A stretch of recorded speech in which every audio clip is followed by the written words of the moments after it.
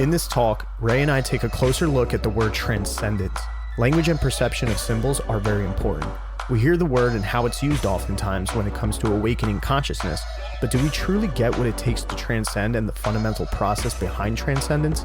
In this conversation, we take the time here to reflect and give examples on everyday life, nature, and experiences so that we can see how many of the same principles of frequency and vibration in all things are parallel to one another in order to observe the balancing act on this scale of harmony and chaos in our reality. Through this process, we then can begin to understand the true function and meaning of transcendence and to continue that frequency in all things we think, feel, and do. Once we can do that and see the process for what it is, we begin to unlock the gates to all our potentials and capabilities to manifest the life journey we truly desire. I think really it goes back to the truth is within, right? So we start there. And to figure out the nature of consciousness, I think to me would be over flat earth. Flat earth's important if they lied about, if it is, which obviously there's enough evidence and everything to say that it's not a globe. It's just not too much. But the thing is okay, retroductive, right? Working backwards. Okay, we know it's not this, but now we can't say it is this. So a lot of what I feel with that stuff is take away, like retroductive, like take away the things that don't make sense. So if something isn't proven, remove that from the fact list and then reweigh everything out again. Do we do that? And I think that's where I give the flat earth community a little, like they did a good job with that, but it's the pushing of it is this. And I want to get away from that. And so understanding the nature of consciousness, I think to me would be more important. This mirror world we live in. Why? Because what if it is that and here's some of my theories, there's two of them. One theory being that what if it shifts with the ages? What if this is a realm? It's like putting in a new video game, or it's like changing a level. And with consciousness shifting and energy raising, what if maybe that's part of the 5D realm, right? That we always hear 5D and you know how I feel about that, but not that it doesn't exist, but it's the way it's approached.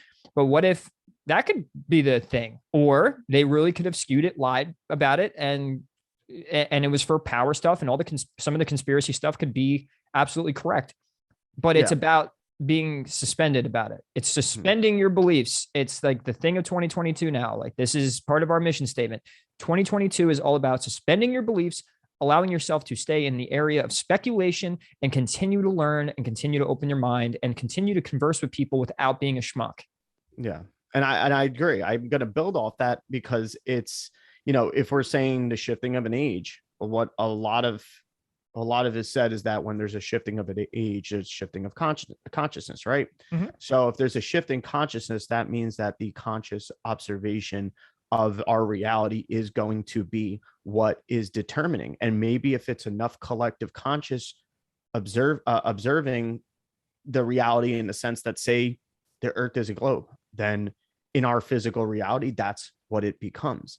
But when you can transverse some of that of time and space and understanding the actuality of perception and understanding the collapsing of the wave in that sort of sense. I'm not even going to say collapsing the wave into a particle, but I'm saying collapsing that wave through consciousness in that sort of sense.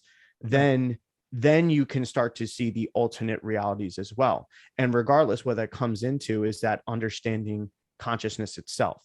So when everybody gets hyper focused, and I know this is what you're saying too, but when everybody gets hyper focused on, say, this one aspect of observing and having a perception and having perspective, when we get absorbed into that, we're actually diminishing the whole other aspects that are around to be able to give us that way of breaking past that barrier of consciousness, to be able to observe it, to understand that it's like, it is this, but it also isn't this, and I think that's more of the important understanding, not whether it is this or it's not this. And that's where I'm almost where it can be where you play on language. You're playing on language at that point, because it's like, yeah, but it is this right now in this sort of way, in that sort of way. And once again, you're still striving away past the point. I think the point is to understand it's like, okay, well, how is it this and not this at the same time? What do we really need to observe in order to understand that? And I Right. think only certain things within maybe that area of what shapes the earth is going to give you that. And I think it's very minimal. I think that's where it comes to the point of looking at everything else as well, all things that is separate from that subject. Well said. And I think the nature of reality and how we're more and more things come out, and then we're starting to realize how much we don't know. And I don't know who said the quote, but it's like the more that you do know, the more you don't. Right. Yeah. The more you start looking deeper into things, you realize we don't know shit. Mm-hmm. We only know happenings, things that occur after the fact, and a lot of some why, but then that can shift, that can change. And how many times have we thought we had the answer and then it changes? So what makes people think now that we have the answer? What makes people think we've reached the conclusion? And I think that's a lot of problem with even depression, like people who get in that state of I just know what life is already. This is my experience, and they lock themselves in. And even people who know manifestation, like they'll lock themselves in a new paradigm now over here of, I manifest, and they build an ego around that, and then they develop some reality construct, and then to them it's reality. But you don't know that if you have a massive paradigm shift and see things completely different, that it can change actually the whole reality you experience. When we walk out of each other's awareness, we don't know if it goes deeper than just we share this, like we're in the same realm, we share the same plane. But what if we do go to another place? You know what I mean? Like we're in the same place. So this is a little philosophical and basically a rhetorical, question. But it's like, what if, in a way, we have our own bubbles of reality, and then when we interact and we develop these energy strands, these energy cords through the ether, that we share realities together. So that's why you have, say, Democrats and the way they see reality. Like maybe they all turn on TV and they watch things or go look for news, and we would say, algorithms. Well, what if there's an algorithm to the universe that where when you share a reality with someone, if you're vibrating similarly, right, that you would see the same stuff the way that you all see it, coming back to the elements of an egregore or pendulums and stuff like that. What if flat earth? What if round earth? What if any of this stuff are just all reality egregores, and you really are experiencing what you truly believe and not what you think you believe, what you kind of like call it, like what you would say, I know this is true, or what you think, going back to subjective truth. So we don't know how the realm works. The certainty aspect of humans, it really makes them not likable. Yeah. And I want to look at that in a certain way because, it makes me think about, okay, so there's two opposites, right? If you want to put it that way too, there's a duality somehow. You have this side and that side. And I'm thinking in the sense of even natural birth, right? You're not having one side kind of just create one reality. It doesn't feel like it's creating an element almost. And then there's the other side, but when it's combined, then it creates the actual reality, I feel like. And I think of that as like, say a man and a woman getting together, them two, they're not asexual creatures, right? And I don't know if this applies the same way in a more etheric sense when it comes to, say, something like creating, a shift in the pendulum or a paradigm or, the egregore or something like that way, but when they come together, they do create a unity of their expressions into a child. But you can also take that same sense and look at it as like, yeah, well, you still have some times where they create twins. So how would you express that of them creating twins? As what we were just saying of two opposing forces, whether it's, conservatives versus liberals or flat earth versus, round earth, like all these different opposing sides. It's like, yes, majority of the time, I think they're creating the reality itself. But the depiction of it, that's where the question comes involved, where it's like, is it because one side is overpowering the other side? Is that the creation? Or is it just the culmination of the two different perspectives coming into that creates the unity of what they see, and that's why there's going to be elements within it that are going to be favorable for the one side or showing the expression of the one side. There's going to be some that are showing the expression of the other side. But now if you took what I said about the whole man and woman come together, making a child, how would you explain that coming as twins? I don't have a specific thought on that, but I'm also thinking in that sense, in a nature sense, how would that even reflect in, in reality with what we were just saying? Right. Right. So there's co-creation going on at all times, and we still don't understand it. So to me, I think that's where if we shift that mindset, we evolve, like the fact that you admit that you don't have a thought on it yet. Well, good. You didn't bullshit us. That's what we all need to do. When we can ask a question and not be so afraid to not know the answer or feel stupid, and I think goes back to social engineering and conditioning, where if you were in school and you failed and you saw the kids getting all the awards and whatever, in which, by the way, I do agree. I think you should earn things. Very Capricornian thing they took out of schools is the participation trophies. I don't agree with that, because you're teaching people to lay down and have things be given to them, and they're conditioning. But the thing is coming back from the way we grew up in the 90s into the early 2000s, going to school, I really think that we're conditioned to, we don't want to feel stupid. We don't want to be left behind. We don't want to, fail. And you don't succeed without failing. I mean, it's just a rule. You don't learn how to ride a bike unless you fall off and get hurt. And maybe some people don't experience that. Maybe they're a natural, right? But yeah, there's naturals in everything. I picked up a guitar at age 6, 7 years old and began because it's in my family, my genetics. So there's a co-creation going on at all times, but to think we know the full process of that, there's where, if you are certain, you're not there. And we have to break out of that paradigm itself. We have to just unlearn everything we thought to be true, or we will perpetuate the reality we are existing in. And if you've noticed now, it's like time is sped up and there's more synchronicity than ever. And I think, to me, that my hypothesis of that is that the energy is speeding up too, and that means so is our manifestations. And so it's going to be more and more prevalent to care about what you think or how you approach it. What's the energy and intention you're putting into the things you know? Do you want to just be right? Do you want to dominate the other? Do you want to be the A+ student in school who got all the awards and all the the popularity and whatever? Is it for that, or is it for yourself and your soul?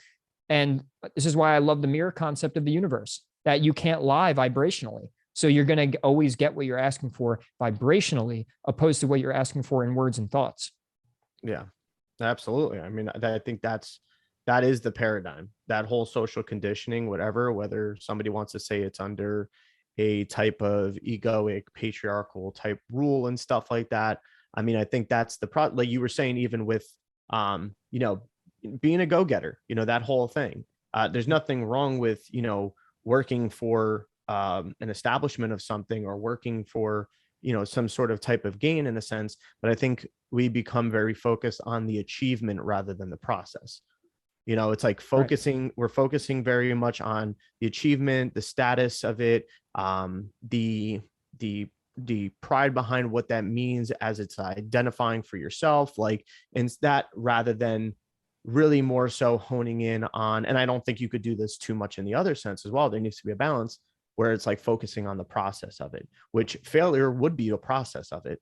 It's just that we're socially conditioned not to believe that failure is part of the achievement at the end of the day, because we're so focused on the end goal rather than the process of it. And that goes right hand in hand with taking in the whole fact of there's initiative action, there's that energy, masculine energy, and then there's the feminine energy of being able to be receptive, let it culminate, grow, all that stuff, that like the womb and everything. So the Aries Taurus. Yes, exactly. And that's the beauty of it. Right. Yeah. The Aries Taurus. There is a pattern of masculine and feminine for a reason. It's the giving, taking, creating, and then receiving the creation and all that, letting it culminate, which is very important. And it comes back to natural law. Mark Passio has great stuff. If anyone is interested, check out Mark Passio in his podcasting, what in the world's going on, or I forget, he just started doing it again. And I love his outlook on natural law. All of this stuff ends up going back to natural law, it goes back to basics. And we've gotten so far away from the basics. And hey, I mean, maybe it's part of the process. I totally believe everything we're experiencing right now needs to happen. from the conspiracy side of things to the societal, economic. And when you look at astrology, it tells that same story. And see, my big question to a lot of people, and especially the truth community, is do you consider the fact that some of it is, it is the natural occurrence and the story of the matrix playing out, opposed to everything being a conspiracy to be a conspiracy? What if these bad guys are not conscious at all, and that they are doing it on this soul level impulse because they're playing a role for yet the story of evolution to be played? Like, can we consider that? Is that a problem? To consider the fact that a lot of this stuff that we call evil isn't evil, but a necessity. And I think a lot of this fighting back, I mean, a lot of it's good, revolution and all that, awesome, but also the fear side of it. To me, it's the fear of death. It's the fear of being insecure. It's the fear of being left behind and needing things, needing people, need. It's like, well, that's big in the truth community of need.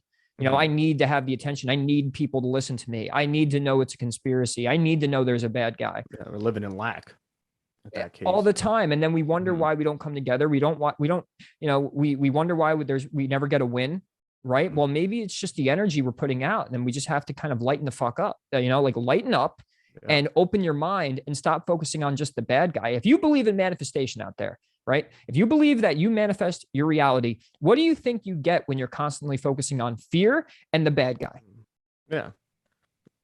That's, not only you living in lack in that sort of way, which we could get into, but I mean, it is this overall thing of not being able to have an acceptance to even understand that, hey, however you've been going through life and what you thought life was about, maybe is part of the reason why you're experiencing the obstacles you're experiencing.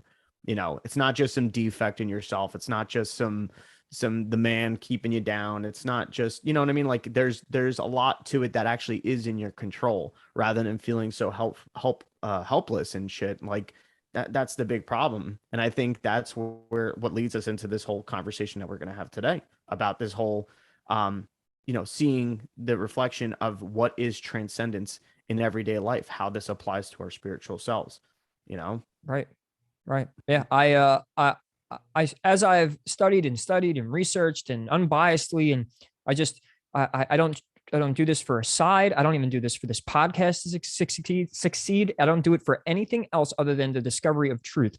I think succeeding in anything you're doing comes with this organic, authentic approach. Like I let something like our podcast grow naturally through the vibrations we put out being authentic, because then we're going to attract the authentic response. You know what I mean? Even if it comes back negative, it's still real feedback. It's not to fear that, right? To see your true like self and sense of self in the reality you experience every day. And through the research, unbiased research. And that's why I made the point that I don't do this to pick a side. I don't do this for someone to believe what I'm saying. I don't do this to try and start some cult nonsense. But my true thing is we have to learn to see the beauty and synchronicity within our own lives first. We have to understand the nature of life first within ourselves and with our own experience before we can then look out there and start pointing the fingers at things that we think is causing the problem, when yet there are theories and concepts, and it's a lot of the religious texts and the fact of like not using organized religion and going to a church, but just if you understand the allegorical sense of these things, that they teach us that the kingdom of heaven is within. And if you look at that in an allegorical sense, it's in here. And then if you meld and mesh that with the idea that you create your own reality and put vibrations out and then manifest the world you experience every day, well, let's go back to that biblical line, right? The kingdom of heaven is within. So if you don't have a kingdom of heaven within you, if you haven't reached the holy land in yourself, haven't gone to the east, meditated to the right brain, and have let go of all beliefs, concepts, and paradigms and allow the universe to flow through you, that might sound spiritual woo-woo. It's not. Then through that process first, you can understand the nature of life, and you start to begin to see things a lot differently. And you realize that a lot of the stuff that's happening in my eyes are two things. One, there's this matrix story being played out, and you have the braille in the sky for the spiritually blind, the astrology telling the story of the energy and the way it's talking to us, playing out through consciousness, and I completely forgot the other reason, and I'll have to channel it back later. But Yeah. but like that's, to me, it's just, we do have a destiny. There's a destiny factor, there's a free will factor, but it's also the awareness of it all and how it processes and works and how the reality mirrors back to us is more important than who's the bad guy first. The other point is, are we creating some of the story through, and through that free will factor, are we making these bad guys more powerful through the act of focusing our intent towards them and stopping them? If you feel like you need to conquer a bad guy, the universe needs to create a bad guy for you to conquer. And maybe that bad guy is within all of us. Yeah. So something that, like food for thought. Would make sense. That would make sense. Right. Yeah, absolutely. That would make sense, even with like intrusive thoughts and stuff like that. But that's the thing. Like, I think hearing a lot of this stuff or seeing it or being exposed to it, sometimes we can take it in as being like too advanced for us. But like understanding, no, it's really not. But the way you're going to understand that a lot of the times, especially if this is, you're just being introduced to certain things, and even if it's just conspiracies, it's like to break it down and understand, like, hold on, like, let's just get back to basics. Let's just get back to basics of observing our everyday things that we do experience, because that has the most information to us. We have our senses to go off of when it comes to things we experience. And remember to looking at when we're observing those experiences and stuff, remembering to look at it down on a elemental level for ourselves, and like on a nature level of what we do know, what we can say and test out ourselves to experience, and be like, okay, that does happen. Fire has this sort of, expression to it. So does water, so does air, so does earth, so does the ether. Like, you know what I mean? Like, so if we're going to make everything seem so advanced in a lot of these teachings and everything and stuff, get back to the basics of that. Understand it that way, understand it in the flow in that sense, and maybe how it could even work in whatever that thing is you're comparing it to in the experience of your observation, and then reflect it also back inward within yourself of, these are certain things that can occur in my body and how they happen. And when you develop this type of inner knowing and then this visual as well on top of it, you begin to start changing the lens that's over your eye almost. And sure, some people will say calling it your third eye, or activating your third eye, and therefore you'll have like this X-ray vision. And I'm making it sound very superhero-ish, because of the sense that that's something that resonates with us. We can see in superhero villain videos and everything that's the aspect, that it's this coming to this enlightenment and this knowing and stuff, so that we can have that sort of vision in everyday life and what we experience. And that's when you begin to actually have the transcendental process through all things, which gives you the ultimate transcendental experience one way or another. It could be soon, it could be later down in life. That's not the achievement of that, is not the focus. It's the process of it. That's the focus. I have this thing too with adding on to what you just said with the point of transcendence. And immediately comes to mind when people hear words. When they hear words and they hear something like transcendence, in my third eye, right, I immediately picture other people seeing it as, they don't even know what they're thinking when they think it. They think of probably like light moving above something, Jesus. There's not a clear-cut definition to what transcendence is. Do we know what these words mean? I watched a Ken Wheeler video, and he goes, every time I talk, every 30 seconds, stop, pause, and really think about what I just said.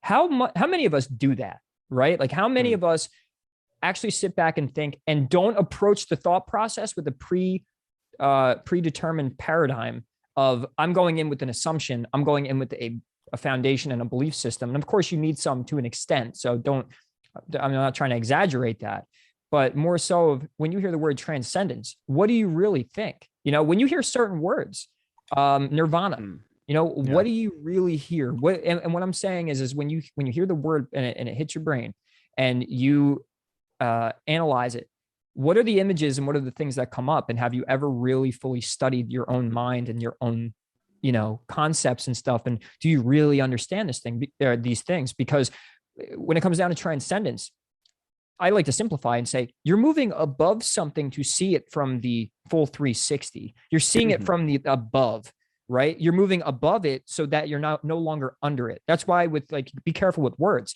When you understand something, it's above you. You know, I love Savan Bomar's thing on innerstanding, because you're going within to understand the topic at hand, and the words and the concepts. Mhm. And so, do we really, something to ask ourselves, do we really understand what we hear? And is it coming from this unbiased, predetermined paradigm that we've developed over time? That's the whole, you have to unlearn to learn in those processes. When you just heard us talk for 10 minutes and he mentioned the word transcendence comes up, what did you think? Ask yourself those questions. It's something I've learned to do the past few years doing this work. And when I said, Gio, when we had that conversation, when you agreed to, we wouldn't go back. Mm-hmm.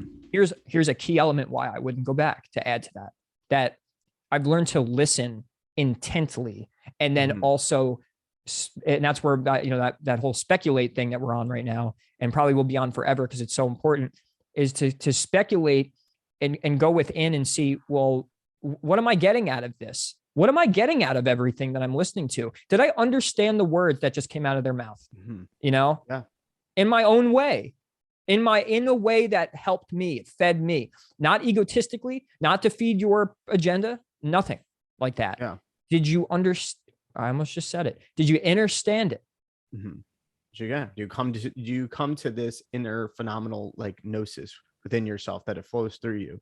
And it's like, this once again goes back to that whole thing of, it's about really being able to, in a healthy way, go through and go through the process and really be able to embody yourself in the process and have that inner knowing to be like, this is for my overall betterment, and my overall betterment will create betterment without, I will emanate that. So that's the achievement. If anything, you're still, once again, your focus is not on that achievement though. Or like you were saying, right? It's not about your achievement, about sitting there like this end result, because I want to become enlightened, because I want to be a guru, because I want to be a ascended master. Like, no, it's like, yeah, you can have that inner desire, but it's through the process of the desire. I think that's the desire that is probably going to, in our language, going to make it the more healthy, balanced way of approaching it. And that's the thing about language. As we've seen, language can be very dangerous, or it could be very, instrumental to our ascension, whatever you want to call it, our awakening, our enlightenment in that sort of way. Because the entire reality that we're in is made up of symbolism, that we all view the symbolism no matter what it is. And there is a sort of deeper understanding of whatever that thing is, because it's our observation and our definition to it, and the many mouths that language has gone through that have spoke it into existence. So that's where we have to understand, and also be choiceful with our words, be choiceful with our thinking too. It doesn't just happen in our physical reality, it happens in our internal reality too.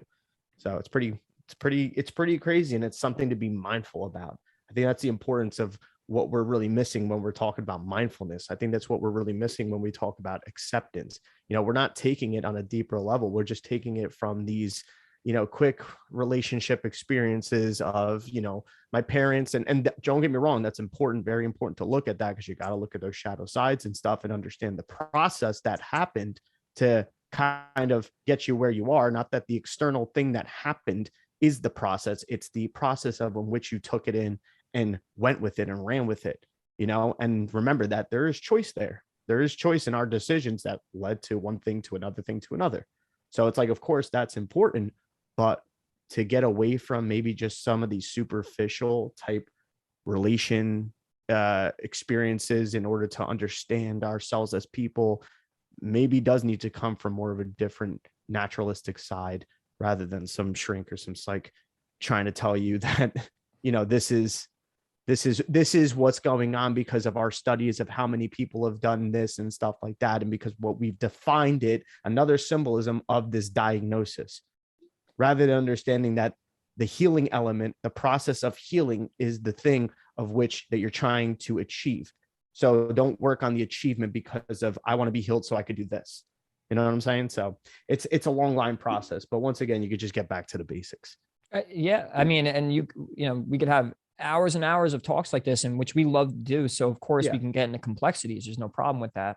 But it is just a reminder that when you are listening to anything with layers and layers of complexity and so-called facts and all this stuff, to then remember when you go back into real life experience that it's back to simple ways to apply yourself.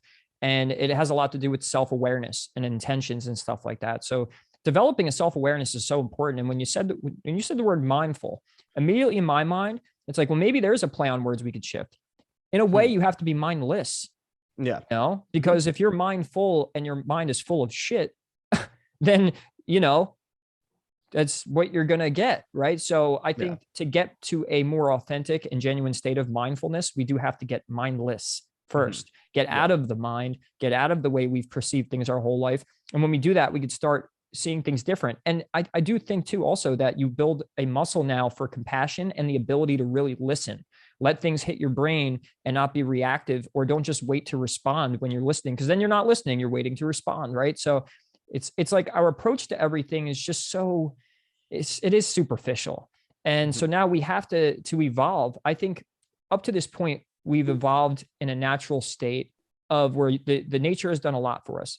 And maybe this has happened with past ancient cultures and stuff, that you get to a point where evolution's on you, and that's where I think we are. Evolution is on us. We have the decision now. We were given this brain, this willpower, this mind to experience this place now, and we are in a time where it is on us. There's no more of it's done for me. And if you see, you look out into the world, you could see the whole mindset of, I want this done for me. I don't want to do this anymore. I don't want to think for myself anymore. I don't want to go to work. I don't want to follow my passions. I want it done for me. That's where you're coming in saying you're thinking of the end result. You're thinking of the achievement. And if you think you're just going to get the achievement without proper work, well, you're conditioned to then be given things. And that's a big issue right now.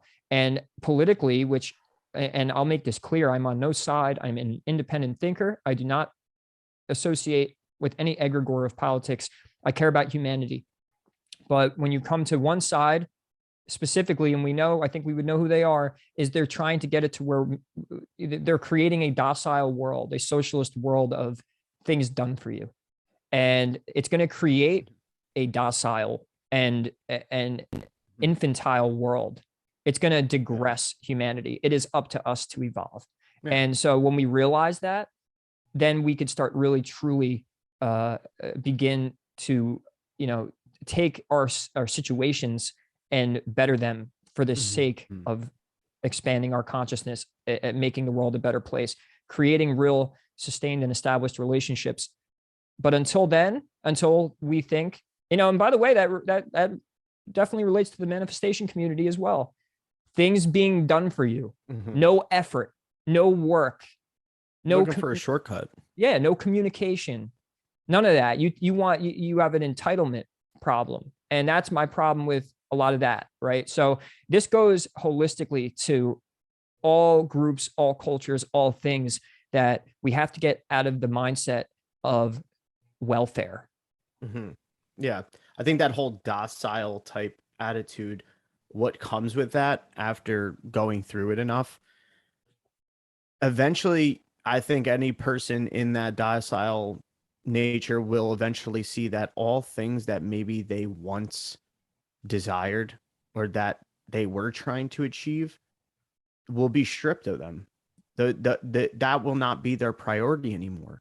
Survival will be their priority, and they would have to understand that in order to survive, I need to do things in the desire of whatever is above me telling me that I have to desire to do this in order to survive, which it's not your desire. It's whatever that thing is. Say if it's something like socialism, it's somehow that type of power was concentrated in one specific group or one specific entity or one specific person.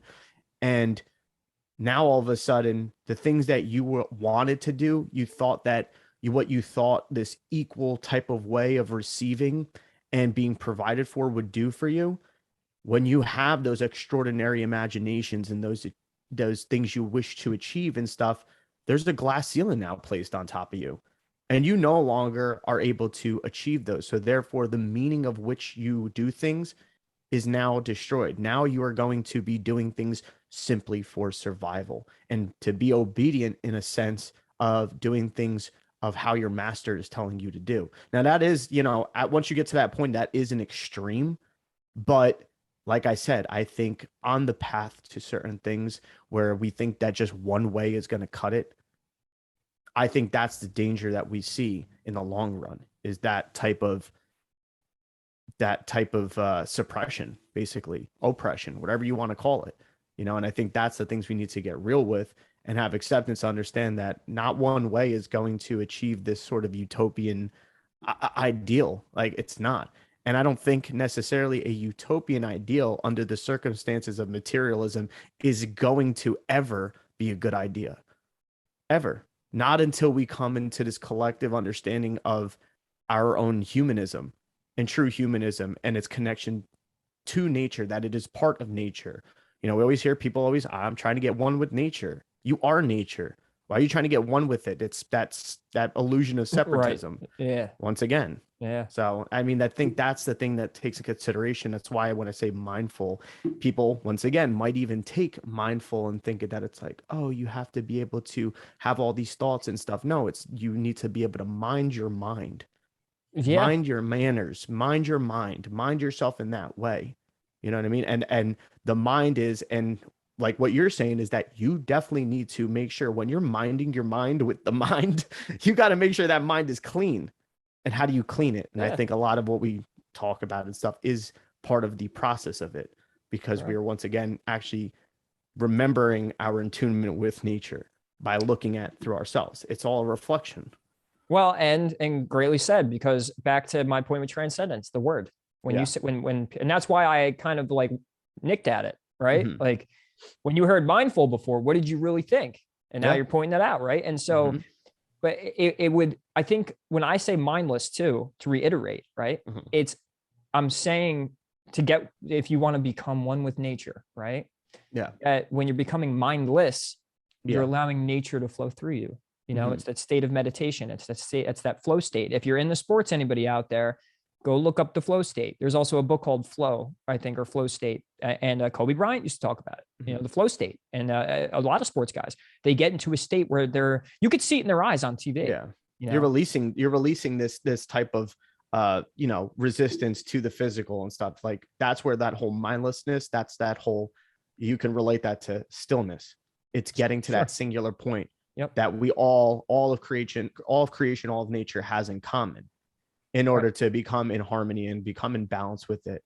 And then what manifests through that will be a more united type of energy that's coming through, rather than trying to create through the resistance of our physical reality. Because yes, you can rub two things together, it creates fiction and it creates fire. You know what I mean?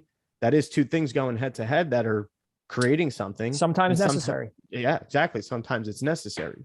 Yeah. But in order for maybe our own understanding, our own evolution, and our own releasing of our anxieties and worries and stresses in the world, I think it comes down to having that stillness, having that mindlessness, in order, but you can't stay in that. Once again, you can't. That's where mindful comes in. Yeah. That's where the mindful comes in, where it's like, okay, now I've cleansed the mind, and now I'm minding my mind with that cleansed mind.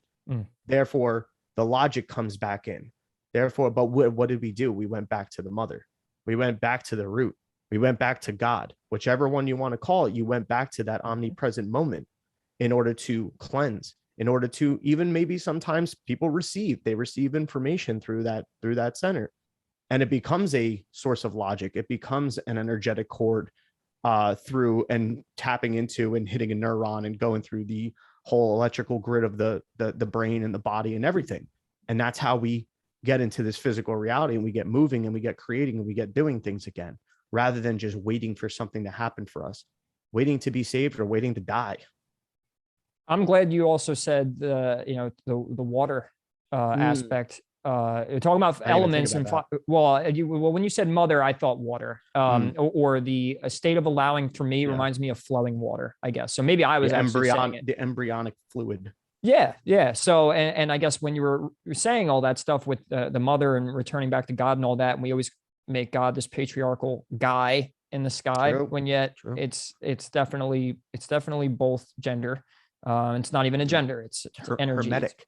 It's holistic. But what came to mind with the state of well, because you know what you said about washing. That's what you said, Yeah. cleansing the mind. That's what Yeah. I associated with water. That's the baptism. You've read my mind, right? Oh, So that's exactly great. And that's my point with then even the Bible and religion is when you look into the allegorical sense of religion and you look into, understanding all that stuff in that book is, I'm just going to say it is, I'll have my stance. It is about us and our consciousness. It is not a history book. And when you see it, when people get so offended, it's like, whoa. Like, if you understand what I'm saying, it becomes, it proves the existence of Jesus. Yeah. It proves the existence of God. The obsession and the people get turned on by making it a historical fact. When you understand the allegory of, say, baptism, that where in the mind, reading the Bible, when they're talking about the earth, they're talking about the mind. And when when there is the flood, what that means allegorically is there is a flood inside your mind. You're washing away, you're baptizing yourself and washing away. And the story of Noah is building yourself an ark of meditation to then ride the storm. And with all the animals playing this symbolic sense of all of the thoughts and the things and the things that are close to your soul on the ship with you while you're washing away and flooding the mind of all the chaos on the earth. Then rising into the third stage of consciousness being the air, which is why they say in the Bible, you're going to meet Jesus up in the air, because in the third stage of consciousness, there is no thought. You're up in the air and so we have to learn to see things symbolically, but we're so, we have such hard-ons for one. And that's why we're really pressing this today is people being so certain about what they believe and not having an open mind and not having the ability to listen and hear a way of presenting something. Now, did I say that it would be impossible that historically that book isn't real? I'm just saying it's not probable. If you would like to believe that, I'm not attacking that belief, but to hear what I'm saying, I'm being adamant about the fact that, do religious people listen to what I just said? And this is where we need to stop going, well, if you're not going to listen, I'm not going to listen. That's false. I have listened. I've listened. I went to CCD. I got my communion. I got my confirmation. I went through it. I have a family that's religious. I'm not against religions, but look, if I gave you a hammer and instead of building a house, you hit your neighbor over the head and killed him with it, I would say you're probably not using that correctly. And the same thing in religion is that's kind of like what we do. Instead of building the house, building the foundation, building the temple, we're just bombing our next door neighbor with it. And so our perspectives and perceptions are so crucial, intentions as well, so crucial to the way we experience life and the way we affect other people. And there's also another point, right? Relationships. It's like, what effect are you having on other people? Do you ask yourself that question? And it all roots back to the way you think. So it becomes, this is why it's an everyday transcendence. This is why things happen, every day is in a transcendental experience if you choose to have it that way, to move above the way you've seen things yesterday. Isn't that simple to understand, right? So it doesn't have to be this woo-woo in a meditation lotus, I'm transcending and entering the state of nirvana. Cool, it's all real, but I'll rip on that just as much as I just did religion. Like, get your head out of your ass. Because it's legit, you're taking things almost too seriously in the wrong manner. And why do I say that? Look at the results. Yeah. That's it. We don't have peace. We have poverty and hunger and people dying, more blood being spilled. So is your meditation truly saving the world, or is it just easing up is it calming your nerves and making you feel like more of a spiritual ego? Yeah. What's it doing? Where's your results? Bob Proctor talking about paradigms and the law of vibration. You want to know what you're manifesting? Look at the results. Nothing else needs to be said. So how does your life look? How's your relationships look? How does your career and your outcomes to everything you put yourself into? What's your results? And if you just think, and this is why manifestation stuff is so, it's difficult for me to even stomach anymore, because these people are like, they seem to not be improving a lot of parts of their life. And there are people out there, by the way. I'm not, so who you are if you do it in a way where you would agree with me. But it's like, manifestation, they're trying it, and if they're not getting the results, they're like, either it's bullshit, or I'm not doing it right, or I'm a failure. Like, it ends up actually playing against you if you also don't see it correctly. So the point of like really trying to establish this and us make our point on this is because we're concerned. Is it harming us or is it bettering us? Look at the results. Yeah, exactly. I think that a lot of these ideals, especially like religious type of ideals, they and along with many others, which we can get into that. You have even just how the pharmaceutical and medical industry, how they've kind of come about, and they're one of the largest grossing, corporations or entities, whatever you want to call it, that have such a determining factor on our lives. Especially with that's mixed now with military type industrial complex type shit. So these ideals, when we come to these definites, especially even in science and in just our own thinking, and especially with religion, we end up almost stunting our growth. There is no creation, and when creation started, and now all of a sudden we're here, it's not ended, it's not ending, it keeps going. Energy can't be created or destroyed in that way. So you know what I mean? So it's going to keep going. There is no endpoint. So to think that this is the definite answer and stuff of, say, however we view certain medical or scientific things and stuff, like it's limiting. It's limiting to our process, of which we're going to go through no matter what. We're just creating a further resistance on it as well. Right. So it's just crazy to see how the limited thinking comes in. And I think it is also for the sense of, yes, laziness. I think we've gotten lazy. We have everything so immediately processed and given to us as well. We don't have to do a lot of the work. I know I said this on a past episode, but we don't have to do a lot of the work for something. We want something, we got to buy something. We could have it delivered to our house. We have to figure out a mathematical equation. We have calculators and computers to do it for us as well, rather than having to really work the mind, work the brain, work those types of ways of being able to pull the answer. So if we also go off what Dr. Joe Dispenza says, how, thoughts are outside of ourselves and our thoughts are not our own thoughts, and we're pulling from this ether of information and pulling in our thoughts. If I said what I just said is that's what's occurring, where we're having everything processed and given to us, we're forgetting the process of being able to go into our intuition, to go reach out and actually pull in that answer. So we're disconnecting from that ultimate intelligence as well. So, I mean, that's something for, I think, a lot of people that even in the spiritual community, they need to understand. They've made this movement against religion. A lot of them I see, and that's the other part of it that kind of like, grinds my gears a little bit. It's like I see this movement away from religion and this denouncing of religion and all this stuff as well too. But in the same sense, all I see is when you look at the fundamental principles and practices of their teachings or whatever they do or their process and stuff, all they're doing is taking the principles of basically the religion that they're denouncing in the left, and therefore creating their own. That's a cult. That's a cult just as much as certain religions. A cult. There's multiple cults. They're just taking certain things and changing the names of it, just the way a lot of religion has done too. So you're just mirroring that same cycle of consciousness and creation that is that based off of that patriarchal type identity and everything of being able to diminish the process and being like, no, I'm the one who's going to achieve the answer. I got this. We have it this way. We know the right way. So this is how everybody's going to do things. And that's how it should be, rather than being like, you know what? We're going to come into this information, transcend it, digress, be able to see all moving parts of it. And therefore we're going to come into this processing of the information, not right away, just being like, okay, I unwrapped it and everything. Here it is. I'm going to go run with it. Like, no, let's sit with it. Figure it out for your, like, how does it truly process and work for within yourselves? Is it working? Is it even working? What is it doing? What are the results? Like you said, that whole Bob Proctor thing. What are you seeing? Look at your actual outside experiences. It really is. Look at your own thinking. You may be able to put up a front even on the outside. So you got to be careful with even reflecting on where you're at and be like, oh, well, I got my own place. I got this. I do that. I do this stuff. It's like that may not necessarily mean that you're having the extreme right process going on. You can be having very intrusive thoughts still.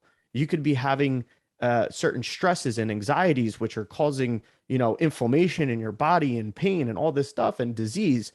So you can't also judge on that sense of just the outside experience, just your physical reality in this material world. You have to also see it by how you feel, how you believe, how you think, how you act and interact with other people. It's a deeper level than it.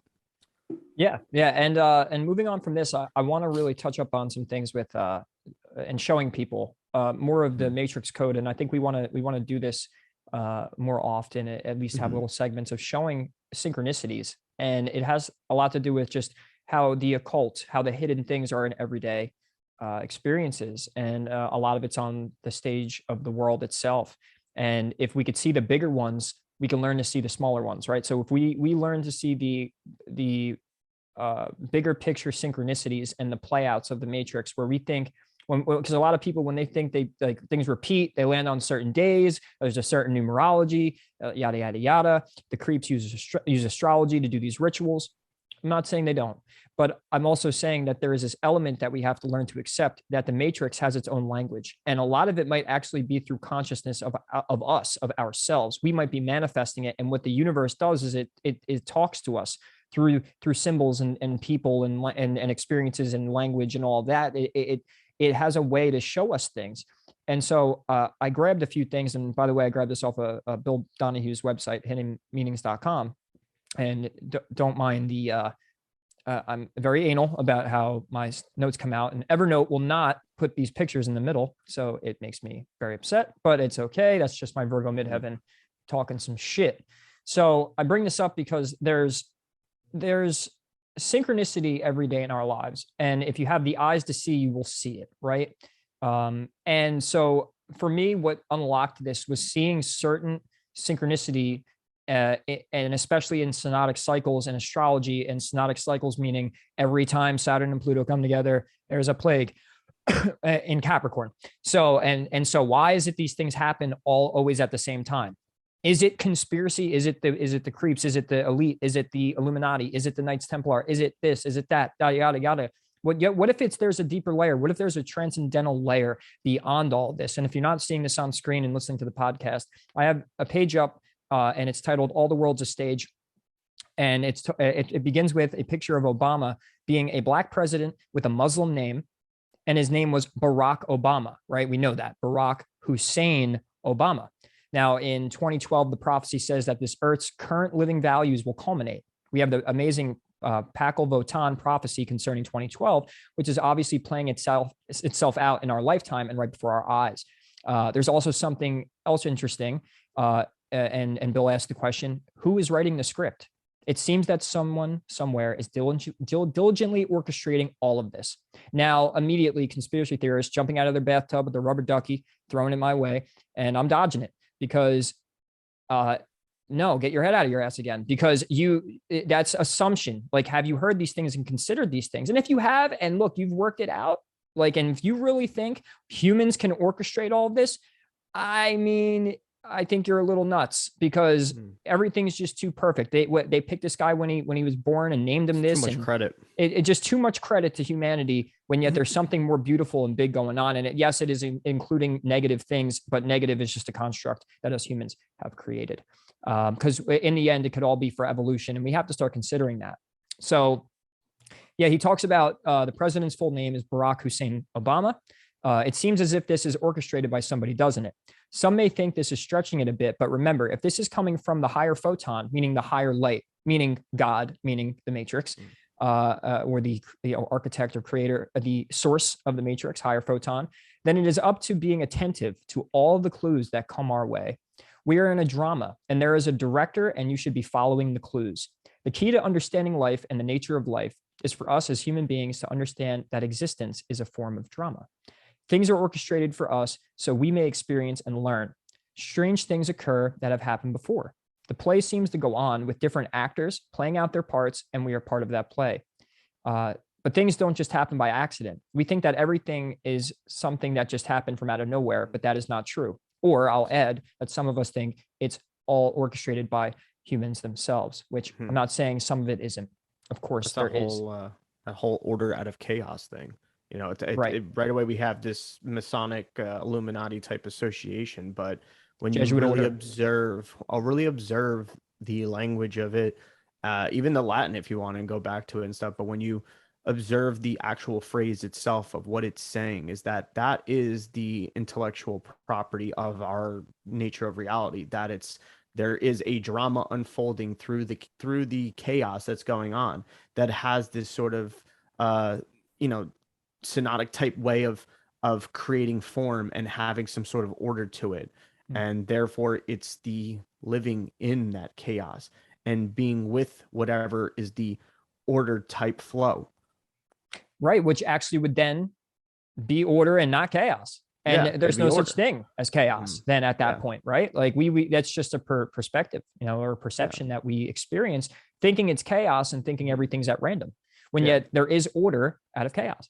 That's like looking at our own bodies and being like, we know that there's a lot of order going on in our body with all our systems that are working with each other and stuff like that. All that's 10 a.m. There could be a lot of chaos you're experiencing. Yeah. Sure, that's on the toilet, especially with a cup of coffee in the morning. Right. But that's the thing. There's a lot of order going on there. There's a lot that you don't have to tell your lungs to keep breathing and stuff like that. And you know what I'm saying? So there's a lot of order, but outside of you in life, because everything just seemed very chaotic and stuff. You wake up, you got kids running around the house throwing shit, and literally or not, but they're throwing shit around and stuff, toys everywhere. Are you talking about the Democrats with the vaccines, or?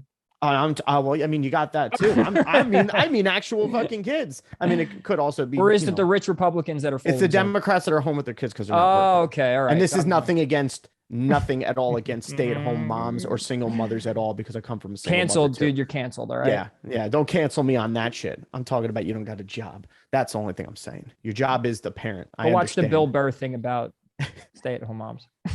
Oh wait, I saw that. Yeah, I actually just watched that recently. Talks about the firemen and all this shit, and these guys building big big structures. It's like, but the hardest job is sticking a DVD in a DVD player for a child. Yeah, sure. Okay. Not saying it's not hard. It's hard work, but I'm not. Listen, that's your choice of lifestyle, regardless. Either way, maybe you're able to do that. Fuck yeah, if you could do it, whatever. Just depends. But stop being so sensitive. I mean, that's it. Nobody's going against you. Well, yeah, right. But the thing is you can come right back at us and say, look at these fucking two jerk offs thinking they know everything, all wise, and all they study and they talk like they know it all. Look, we're passionate. But there is a lot of kickback. There's a lot of hard work. There's a lot of things that people don't see for any of the truth community and any of the people that make content. You don't realize. You just see a video on YouTube, or you just see a podcast pop up on your phone. Once again, here we go, going back to the pampered reality we live in because of people that are so entitled. Well, I don't agree with that podcast, and I'm gonna. What's the thing right now? Joe Rogan's getting canceled by Neil Young because. Oh yeah, that whole thing. Like that's a great example. Yeah, meantime, it's like because the misinformation it puts out. So it's either me or Joe Rogan. Pretty sure. Who decides misinformation? Yeah, exactly. What, the fact checkers that we found out weren't really fact checkers, that they were just hired third parties, hired by full of shit. You know what I'm saying? And all this shit and it's funny because now for anybody who doesn't like conspiracy, this whole momentum of trying to silence conspiracy theorists or fringe topics or people giving medical, opinions and stuff. I won't even call it advice because it's an opinion, right? A lot of it. And sometimes a lot of it's fact. Yes, absolutely. But I'm not here to, discrepancy that and shit. But all those people now, a lot of what they said is coming out to be that they were right, that it wasn't a conspiracy. So now all it did was give more way and more leniency to that side of people. And you do have extremists on that side that are batshit crazy as well. And you have people that aren't in for it for the right reasons and everything and stuff, and are wanting to just have more violence and more chaos. It's a time of wanting to overthrow the government and do this shit and riot and rebel and stuff like that. So that's not necessarily a good thing either. But you just gave way to that by trying to silence these people. Once again, you're going with some sort of resistance, and they're going to resist back. So therefore, the enemy is, and the pendulum swings. Sides. Yes, exactly. The enemy has been created on both sides there. So it's just something to go and understand about that. But I forget what I was going to say. Oh yeah. So, but anyway, you have this order within yourself. Outside yourself, there's a chaos. You can either be influenced by the chaos, or you can be more in tune and influenced by the order that it's already there within you. Right. And whatever's chaotic out there and it influences you ends up happening in here too. I'm pointing at my body for those that are just listening. So well said. But the thing is so that's what this, going back to the information now, right? So that's why when you see the synchronicity, when you see the synodic cycles of repeating things that we see in history that end up showing their face again, thinking that it's a bunch of guys in a back room, Jared's delivering the drinks and they're sitting there with their, little George Soros, and all that. And they're contemplating and figuring out how the way they're going to fuck us. Okay. And I'm not saying that doesn't exist. Not my point here. My point is that there's certain things that are impossible for that to happen. And I'll just call it out right now. Impossible, not real. And a lot of people live in their delusions on that because they're just so convinced. They've convinced themselves. Or is it because their channel has been built on that? And so they have to ride that because that's the way they've established themselves, that they're afraid to lose the listeners because they've actually built a living off of this, which I understand to an extent, but not within a topic or an area as in truth, when you're tampering with people's lives and their attention and where their mind's at and everything like that, because you're affecting the quality of their life, which actually in turn affects the quality of the whole. It affects the quality of the earth and humanity itself. Even if you affect one person, you do not know what ripples you are sending out by calling everyone a fucking retard because they don't believe what you believe. And so it's a matter of destroying that paradigm, the paradigm of paradigms. You know what I mean? And it's a paradox because you can't destroy a paradigm. You're always going to have a set way of thinking. And so, but I do think that there's a proper way to do it. There is a proper approach to thinking and using the balance of knowing and speculating and being able to play with those two, left and right, back and forth, and not allowing yourself to fall in deep into anything and always being in this state of, oh, well, let me ask more questions, and that's why, once again, back to this is seeing the synchronicity and the synodic cycles of things and how life in the world repeats in these things. It's not all men in suits. There is this matrix language and code. You can call it the archons if you like. They're trying to trick us. They're distracting us with this reality screen and this mirror at place. And it's like, yeah, but the thing is you have to look out there to see within. So you can't ignore the screen either. You can't ignore the IMAX theater in front of you of distractions. It is a game of distractions, but the answer is still within, but looking within and seeing it on the outside. So you have eyes, you have a body, you have to experience this life in this world, in this 3D. And it is, you should see it as a tool for the soul to then expand and grow and build. And you're going to have death and you're going to have rebirth and you're going to have pain and you're going to have pleasure. And then you're going to have where you're right and wrong, good, bad, whatever, all these different dichotomies. But the thing is, at the end of the day, when you do notice the patterns, when you do notice the synchronicities, you start to realize that this place does have this layout. It has a language. It has a story is being told, a drama like Plato's cave. It's being told to us. So that's why pointing out stuff like this, and I grabbed this specifically, by the way, because it goes into, it brings up the towers and something that had happened in the past that I didn't even know about. And it's not the, I forget the one Jewish tower thing that fell. It's not that, if you're thinking that, but I'm just going to actually, and anything you got to say? No, something TB. I forget I'll maybe it's in here. Anyway, anything you had to say before I continued? There was just one little phrase I was going to say. It's all right. It'll come back to me. All right. Well, as William Shakespeare said, all the world's a stage and all the men and women merely are players. They have their exits and their entrances, and one man in his time plays many parts. We are all players and we all play many parts, right? So Shakespeare goes on to describe the change that takes place in the human being from infancy to very old age, coming in life toothless and leaving toothless, that sort of thing. But that is a microcosm. That is the player's role on earth in this age. However, the players have roles that go beyond this age and actually become sort of overlapping entities moving into different life cycles. So this is going into reincarnation.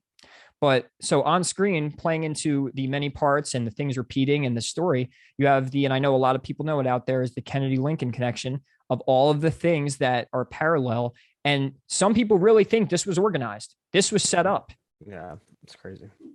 I look, to go that far back. How meticulous that would be.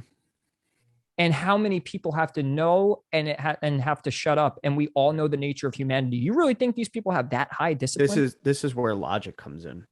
That's people don't know when to use logic, rationality, or use the intuitive nature or faith, or you know what I'm saying? there's been such a misconstruct, and it's not like we haven't done it to ourselves. We're not saying we're above it. We do it and have done it. Like, that when trying to outweigh which one's the right process of thinking to use, sometimes we fuck it up. We're that deep into the psychosis of what we've been taught in the world through many, many, many different teachers and symbolisms and all that. But continue. Yeah. So, and I'm going to compare this, by the way, after this. And remember, Gio, last year when we were talking about the Super Bowl and I called the Bucks winning because of all the 5-year stuff and the nodal access. Yeah. I actually I have a PDF of what I caught of on a 5-year last year and relating it to the Bucks, more synchronicity on a scale that probably no one knew about, because it was more subtle than the Lincoln Kennedy, polarity. So I'll finish this. So if you don't know about this, right? So this really happened, documented in history. And if you want to argue that history is a lie and all that, okay, we can go on that to another time. But right now, this is the official narrative. And I get that could change. But it says Lincoln was elected to Congress in 1846. Kennedy was elected in 1946. Lincoln was elected president in 1860. Kennedy, 1960. Kennedy had a secretary named Lincoln. Lincoln was succeeded after assassination by Vice President Johnson. Kennedy was succeeded after assassination by Vice President Johnson. Andrew Johnson was born in 1808. Lyndon Johnson born 1908. Lincoln was sitting beside his wife when he was shot. Kennedy was sitting beside his wife when he was shot. Lincoln's wife held his hand in her lap after he was shot. Kennedy's wife held his head in her lap after he was shot. Lincoln was shot on a Friday. Kennedy was shot on a Friday.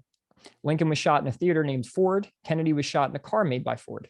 Kennedy was shot in a car named Lincoln. Lincoln was shot in a theater and his assassin ran to a warehouse. JFK was shot from a warehouse and his alleged assassin ran to a theater. Lincoln's assassin had a 3-worded name, John Wilkes Booth. Kennedy's assassin had a 3-worded name, Lee Harvey Oswald. Booth was shot and killed in police custody before going to trial. Oswald was shot and killed in police custody before going to trial. Kennedy's father had been the ambassador to England at the court of St. James. Lincoln's son became the ambassador to England at the court of St. James. Lincoln had 2 sons named Robert and Edward. Edward died young and Robert lived on. Kennedy had 2 brothers named Robert and Edward. Robert died young and Edward lived on. So it says, and I'll let you get some thoughts out, Gio, but so synchronicity was coined by Carl Jung in the early 1900s. He coined the word synchronicity, in which it means coincidence with a purpose. So few of us have an idea that the things that happen are laid out for us so that we continue to repeat and learn. Yeah, I definitely agree. I mean, I remember hearing about that whole, commonality between those two and stuff. And it's, once again, the way I perceive it, it goes back to that whole thing of, that's not something that's going to be created by man. That would take a lot of effort from people who have passed on to as well coming into, that's something that has to be maintained, like more than a religion for that to occur through human hands. It's too perfect. So to me, it brings it back to that whole thing is that language, words are vibration. They are energy in motion, vibrating as well.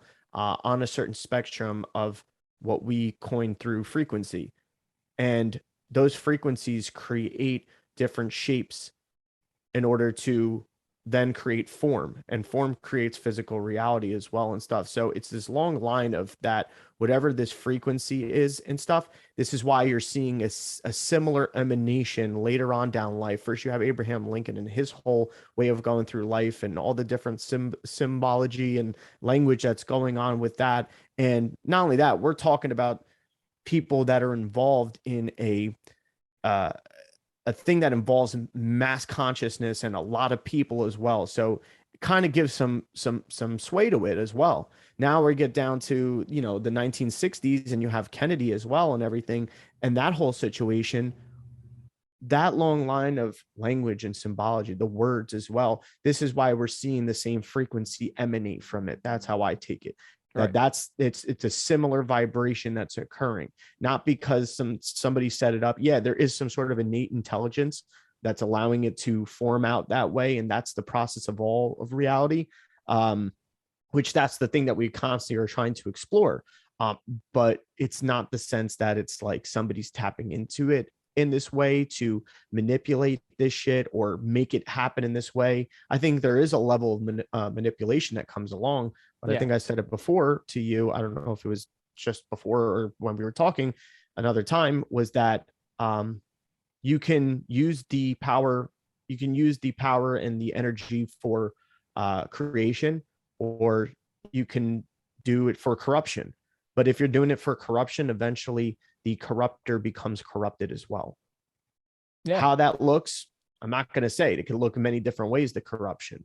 Because, but understanding the bigger picture, though, and understanding the functionality, opposed to, oh, it looks different, this was different, you know, the nuances, and that's over, then that's the imbalance of rationality as well. You're going too logical. I want specifics. It's like people when they battle flat Earth. It's like, well, then what are satellites?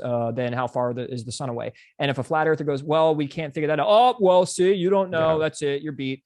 And it's like, you're being too rational. You're being too logical. You're being kind of a prick in my eyes. Like that's what causes the fights. That's why I'm very like nasty about that. Like, you're an asshole if you do that, because you're, in a way, you're looking to just argue.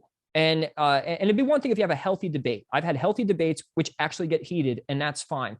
But the way I've analyzed and observed that community itself, just as an example, is it's all ego. It's all, they're full of themselves, and they really believe what they're saying, which is cool. They're passionate, but passionate to the point where they don't hear the other person out. And there are good debates out there. Don't get me wrong. I'm talking kind of like more common in the past 5-6 years, talking about it, where it in areas it has improved. So don't think I don't say these, or I say any of this stuff, and don't fact check me thinking that I'm also full of shit, claiming that I know all of what goes on with every talk and debate, which there's good and bad and out there. But I have just this gut feeling, this intuitive feeling that a lot of it is what I'm claiming, you know, where people are more coming from an ego-based thing, trying to prove themselves right, because their security to themselves lies within their beliefs. So if you attack a person's beliefs, you're attacking their identity, you're attacking their personality. And if you destroy a belief to someone who is their beliefs or thinks they are, you're killing them. It's a death. You're spiritually providing a death for that person. And we don't realize we're doing that. You know, that dickhead who fought with Santos Bonacci, that fucking prick, the way he handled that, he was such a fat fucking slob and such a child. And I cannot stand that. And by the way, I'm not, I don't, if that's too harsh, I'm sorry. But really though, like, I will attack people that are like that. I'm only mean about people who in my eyes are hurting others. They're not providing a sense of equality. They're not providing a sense of listening and being compassionate. And if you're like that, you deserve to be called names, and you deserve to be kind of like, in a way, degraded, in a way, because that's what you're doing to others. And sometimes people are so afraid now in the spiritual community, afraid of anger. They're afraid of saying something that's a little controversial. Well, guess what? All right. This is life, and this is the part of this is us. We can't deny that part of ourselves. I said it in the Pluto episode. Remember? Yeah. Our generation's coming into harbor in the darkness. We're coming to show people that the darkness is okay. There's some kind of truth and some kind of validation that lies within our darkness, and we're repressing it. We're pushing it down. We shouldn't be afraid, but it's the way that people go about things that really triggers me in a way, because I have this compassionate way of listening and hearing anybody else talk and hearing them out and hearing their points and having an adult big boy conversation with people, when yet the issue is we've turned politics and belief systems and the truth community and all that into politics and football. That's what it is. Oh, you're Eagles fan? Go fuck yourself. They're fuck. You know, like that's it's what it is now. But it's like, oh, you're a flat earther. Oh, here we go. The flare, you know, or oh, you're a globy. Like, it's like, well, look, these people believe this for a certain reason, and I don't think people are fully that stupid. They're just ignorant, and they're also they're sidetracked from a jab. They're sidetracked from money and an economy, from family issues. You don't know what people are going through, and so I have the utmost compassion. So don't ever take my words out of context when I call someone out for being what they are. That's the thing. You think about it too, that, you know, we've been given the internet, so everybody's got, you know, even more of a voice, you know, which is okay, because we all have freedom of speech, or at least we're supposed to. But the thing is, though, once it comes down to, you know, the initiation process of degradation, like, and just degrading people, and, especially for something that they believe in, one, it's going to harm, or it's going to recreate it again. So you Right. know what I mean? Like, so that's where it also comes down to where I look at that whole, say, used Santos Bonacci as an example. And it's like, And I wouldn't argue that guy. I wouldn't perpetuate the fact that if he ever heard what I just said, that I wouldn't even waste my time. mhm. Yeah, it's like, because like even Santos has his way of showing his animosity towards people who think differently too. So it's like he kind of goes into head and head of combating people, right, on the whole globe or flat earth thing as well. But He does it right. it's He a got mirror kind of what. reflection. It's a Yes. mirror reflection Yes. of himself, because Yep. he holds the same energy, even He when he's does. not talking to them, even when he's not talking to them, whatever, through, a conversation face to face And we or admire his work. on thing. Yeah. And like, there's a lot of it that's so like, especially the astrotheology part. But once again, it's his achievement and his process that seem out of sync and out of balance with me. Does that make me not like Santos? Does that make me not want to hear Santos out or tell him that he's wrong? Absolutely not. If anything, I see the ability to exchange thoughts and come to a maybe more of an establishment of something. Not necessarily all the time that's going to happen, but that's the thing. There's a communication that's established between two people in that way. Right away, we want to get defensive. We want to be in our beliefs and stuff like that. Then we're just contradicting ourselves again. Let me throw this in there. If you care about humanity, know that you're playing an example. Mm-hmm. You are Yeah. always playing an example. So for someone to be that smart and intelligent, and I admire his work, and I have a few messages from him, by the way, that were very nasty. And I won't call him out. I won't call anybody out. Like when it comes to, I won't put personal things that have happened, but I could just vouch for the fact that dealing with him even off air and away from a more public, on platform place is, in a way, was nasty, and for no reason at all. Because I know I don't like to be bothered, right? So I know how things can come off, but with what I had been sent back to me, and I'm sitting there going, it's one thing that you really care about this information and you want people to wake up, and you're so passionate about it that maybe you come off a little ruthless, and that's fine. But to kick and scream and belittle people that follow you, that like you, that admire you, you are playing an example at all times. So it's another thing that if you care about humanity, you care about your work, you care about what you're presenting, you should care about how you're putting yourself out there. And I'm not afraid to say something nasty about someone, because that's who I am. I'm not going to deny the fact that I would think that thought, because the thing is that's real, right? That's what we think about things sometimes. And it's okay to express yourself. We shouldn't be afraid to, but be discerning in how you do that. Be reasonable. When people deserve something and you know it and you feel like you can't hold back, let it loose. But at the same time, if you're being irrational, if you're being a dictator about your information, arguing just for the sake of arguing, right? That's the other thing too. Right. Yeah. So if you really want to be heard about something, because that's the other thing too. I think like whoever's establishing this, setting flame to the bridge to burn the bridge. If the other person on the receiving side ends up being like, if you were to be reactive to maybe those not so pleasant messages or anything from Santos, right? If you were to be reactive about it, he initiated the burning of the bridge. And then if you were to react, you would then finish it off on that process rather than extinguish it, because you have a knowing of yourself and what you're into. And who knows what could be the initiation between him doing that. You know what I mean? It can simply chalk down to people having a bad day or something like that, sure, which is not an excuse. It's not an excuse for their behavior as well.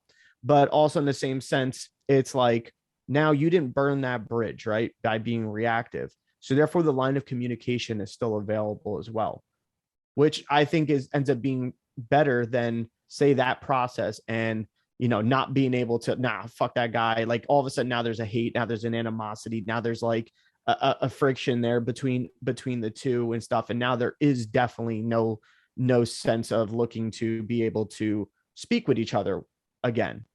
Right. There's that. Who knows what could have came from speaking together? You know what I mean? Yeah. Who knows what could have came from that? And that's another way of looking at it too. So it is a little bit of that, that Jesus, if, slap one cheek, you turn the other cheek or something like that, yes, but no. It's not to take verbal abuse. It's not to take disrespect and anything, stuff like that. It's about also knowing yourself, knowing your worth, knowing your value, standing your ground as well in it, and not letting it change you or deter you from your path, you know? Yeah. And here's two other points, right? So the one to the sensitivity of one taking things personal when they're not directed to you. So anything I say, if you, oh my God, he just said that, and then he's against this. So stop generalizing that. We don't know how people think when they just make one remark. We all behind closed doors talk a certain way, and not in the sense of like it's completely nasty and degrading thing all the time, but more so is like, when someone rubs me the wrong way, yeah, I try to, in a way, I match the frequency of what I think they deserve to hear, but to not take it personal, to not take things personal when you kind of get what you deserve, or it has nothing to do with you. So it's a matter of balancing that out, because relationships in this community are just as important as the information, and then just as important as the way we approach our thinking process and the mindlessness and the mindfulness process. So extremely important.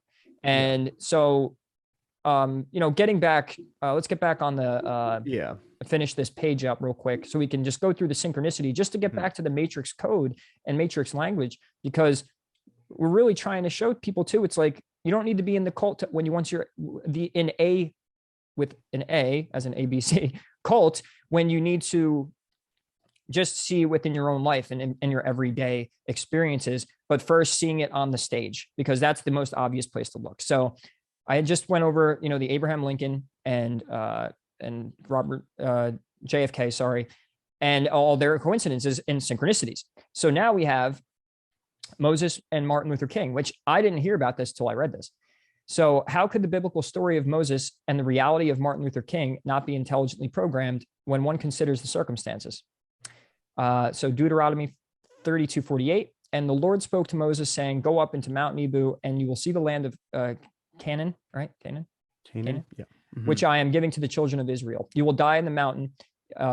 You shall see the land before you, but you shall not go into the land which I'm giving to the children of Israel. So above, Moses led his people, and God took him to the mountaintop, showed him the promised land. Moses could not go into the promised land. Then he was dead. So Moses went up to the mountaintop. He sees the promised land. Couldn't go in. Next day, he's dead. And then that's related to Martin Luther King. Martin Luther King came into the microphone in Atlanta, Georgia, and said this: I just want to do God's will, and he's allowed me to go to the mountain. And I've looked over and I've seen the promised land. I may not get there with you, but I want to know tonight that we as a people will get to the promised land.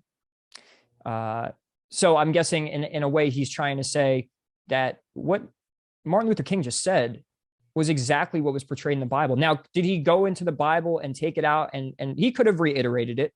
But if not, this is just another simple layer of see how things are seeping through the reality once more. You could easily prove this one wrong and say this was a coincidence, or that he knew the Bible, so he had said it.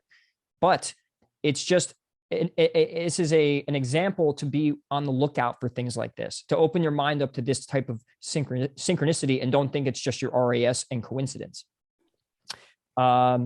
This one is the 9/11 coincidence synchronicity. And Gio, you could take this one. And this one I also did not hear of until I had found it on Bill's website. Oh, go ahead, take it over. Right here. Okay. We've seen the chaos over the last couple of 100 years, the extreme violence, the disregard of nature, resulting in the global warming, the many wars, the economic meltdown. There are too many things that are happening and have happened for us to simply attribute it to coincidence. This is a magical time that is more unique than those strange myths told in the Bible. And then you have 1190 to 0911, Clifford's Tower. It's a massacre at York. That was there in the Cliff Tower in York, England. In 1190, an attack took place against Jewish people who tried to hide in the tower, and they were all killed. This was Act 1 of the particular drama. What was Act 2 now? If you want to go with the synchronicities, then you see then in New York, the Twin Towers, in 9/11, there's Act 2 of the drama, and that's the play so far, putting together the entire play. What do we have? So the Clifford's Tower, York in 1190, and then the Twin Tower, New York, in 9/11. A lesson we fail to learn is, do you see the karmic lesson acted out here? We learned nothing from the violence of 1190, so we're doomed to repeat it on 9/11. What did we learn from the violence direct against others because of their beliefs with the massacre of 1190? Obviously nothing. So karmically, we were doomed to repeat it on 9/11. Will there be an Act 3? And it appears we again have learned nothing up to this point, and thus can anticipate the drama will continue in Act 3. I mean, and then also if you look at the elements too of, say, like even 9/11, now almost it can almost now look like from a conspiracist mind to be like, oh, that was revenge for the Jews, because a lot of the Jewish people that were in the tower as well, somehow weren't at the tower at the tower that day, or something along those lines. And then you also have where a lot of people have shown that it's like almost orchestrated, that it was kind of orchestrated by the Jews, and whatever conspiracies you want to go down that rabbit hole. So there is a link up. Now, is that to say now this whole thing was constructed on purpose by the Jews, in the guise of a terrorist attack from Muslims? Like, was this almost like a revenge plot? And that's once again where you'd have to speculate, and I think suspend that belief first of thinking that this was a man-made process in that way, and looking at from the sense of, could it just be the parallel of, or karmic redemption almost in a way? But I don't think karma would be the right word, because it's almost like saying that then that innate, I mean, then again, it could come from something, something forceful in our realm that's not God. Yes, that can have that process possibly. That's why they say even in the Bible that Satan rules the earth, or Satan, this is his dominion. But until, God or Jesus comes back and takes and reclaims humanity and stuff. But that's why I say the whole karmic thing might be a little far-fetched, because that's saying then the innate intelligence is basically like revengeful, and that goes back into the story of, how we've seen in the Old Testament of God being a jealous God and all of that, and vengeful and everything, and like being a very violent warrior type God. And I think that goes against all, principles of what we have been describing as God is, or what the essence of God. I don't think it would have that karmic cycle in that thought process to be like that it's just going to kill the opposite people or something in that way. Once again, I think it is a reflection possibly Right. in our reality of how it how things occur, and the mass energy culmination that comes together, say in 1190, and what that kind of consciously evolved through the lineage of ancestors up until present day 9/11, and therefore it's emanating again. And we can maybe attribute this to some type of synodic astrological cycle or something in that way. And they're just that the kind of markers. opens, yes, they're just markers, but there is an opening of the gate for that specific alignment to occur with whatever that energy frequency is associated with on Earth in relation to, to the outer reality of the cosmos, and maybe beyond time and space as well. Yeah, and I could see what you're doing here is because you're emphasizing the fact that, look, and we read that straight off of Bill Donahue's website, which is hiddenmeanings.com. I'll put a link in the description box.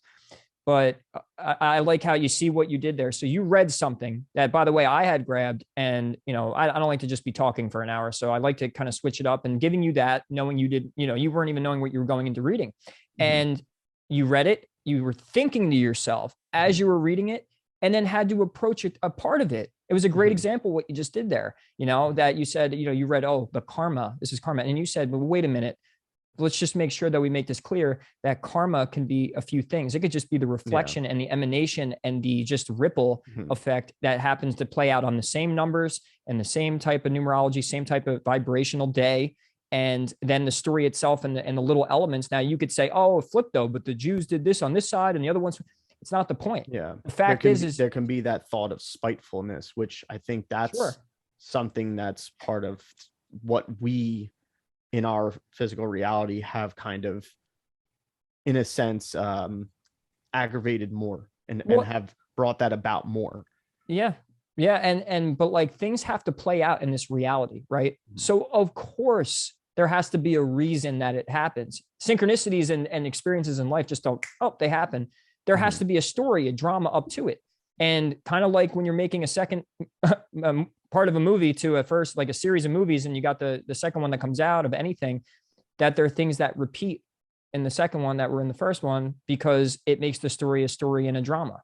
So the beautiful aspects of this is, so when you see synchronicity and you're watching the matrix code play out, and then you have the markers in the sky saying, oh, last time this was there, this happened. Okay, it's a marker. The planet itself or the electromagnetic bubble itself isn't actually the thing. And you could say it's causing it and influencing it, which I do believe, but you don't have to do that if you don't want to believe it. But there are statistics and things that repeat, just like what we just read, that show you that there are patterns, regardless of how you believe, actually down to the minuscule, the most specific way of how it's happening. Well, what's a planet up there is reflecting here? Like, what is I? Well, yeah, there's definitely ways to explain that, and then we could go over that at some point in the future. But I have a thought though now that I feel like coming into trying to be the perspective of, say, somebody who's listening to this or watching this, then to be like, okay, I see both sides of it, the whole karmic side and maybe a type of revenge or spite or whatever and stuff from some sort of entity or type of strain of consciousness, or I see in the sense that this is just a mirror reflection of even what I said about the frequency and everything. But then, okay, coming to this understanding and this speculation, what does this mean then? Does it mean that we are just doomed to repeat certain things and that we are doomed for that fate of what happens? Or are we allowed to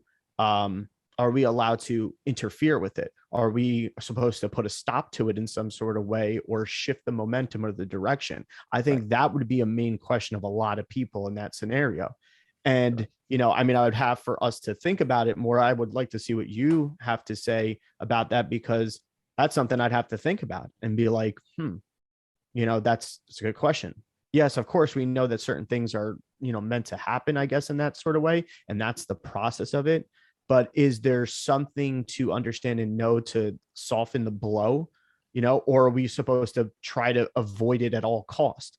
I think that would be the $1 billion question. And I would say no.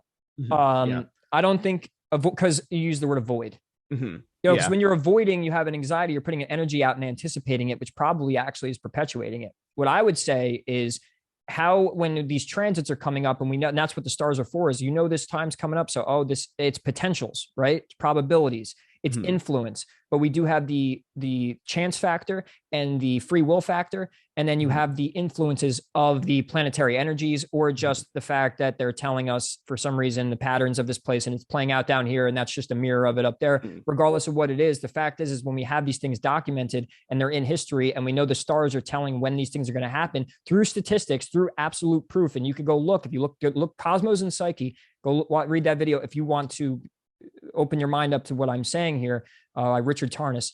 And so with that, right, I think that we can only prepare for those times and not look to avoid it, but look to get ourselves in a better position and a better chance to then use I think there's polarities to a transit. I think there's a way to conquer and evolve with the transit. And then there's a way to experience a death and experience it moving backwards and whatever. So if I knew I had a planet, like say Pluto, going into destroy into my second house, and my second house rules my body and my finances and my values, knowing that that's going to then now come in and I will experience a death and rebirth in my area of the second house of finances, values, and all of that, and my body, that then before that's coming, what I could do then is be prepared to lose things, be prepared to get detached from things, try and almost speculate on, okay, if this is what this planet does when this comes in, and this is through statistics, it tells me this, then okay, now that that's coming, how could I prepare for it? So I would say we can only prepare and do the best we can through each transit, and how could we use it to our advantage opposed to avoiding it. So it was just your play on words. And I also think that, like, now, like, I'm going to use this as a thought experiment using what we were saying before about basically being able to look at certain experiences. Now let's look at 9/11, right? In alignment with what I was just saying about, which is it then? What are we supposed to do about it? Are we supposed to do anything about it? I think about the sense of people who were fated to go in that day, or who were on those floors, who must have got a promotion and went to that level or something like that, who was just fired, who was late to work. They were, whatever reason, they were running late to work, or they were out sick that day and stuff. What role do those people play in the whole breakdown of it going down? And I think using that understanding, say, of somebody who survived that day, think about the process that maybe would have happened for them. There could have been a complete destruction and depression towards it, and survivor guilt, all that stuff, and it could have been reflected in the wrong way in that sort of sense, and they could have self-destructed, or that person could have took that whole experience. And of course, the grief is necessary.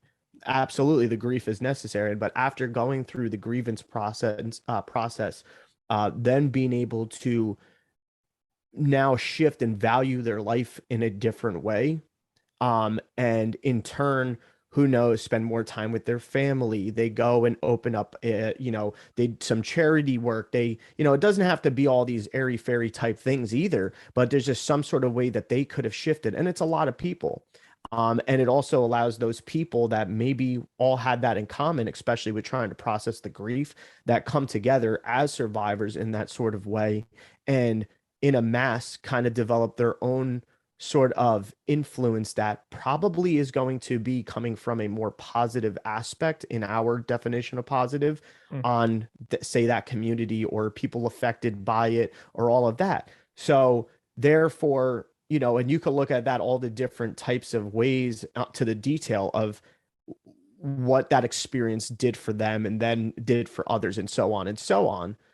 So that's where I think you also get that answer of being like, no, we're not meant to stop it. It's going to happen. Yes. Is there a preparation for it? Certain things, to a degree, there's a preparation. You're not going to know specific details or exactly when. Sometimes you may know a general area. Like I'm thinking somebody who maybe even was so in tune with the astrology that day. And also, which a lot of people were, by the way. Yeah. And in tune with even, maybe of the political climate, or, of what's going on during that time. They could have had certain suspicions, but they probably still, didn't even know that was going to happen, or where that was going to happen, or something in that sort of sense. So it's like the preparedness is, yes, in a certain way, but also I think it's an attunement to get in tune with these frequencies, to be able to, I don't have a good feeling. I wonder why I don't have a good feeling. Oh my God, I'm having such a shitty day. My kid is fucking late getting up for school. Now I'm going to be late for work. Oh shit, I'm late for work, but I would have been in those buildings. Right. So it teaches you something about yourself. And think about that as many people who were there that day, or supposed to be there that day, who are involved on a deeper level in that sense. They have some sort of coming into and dark night of the soul to process, and all this shit to break out of, and then influence on their families.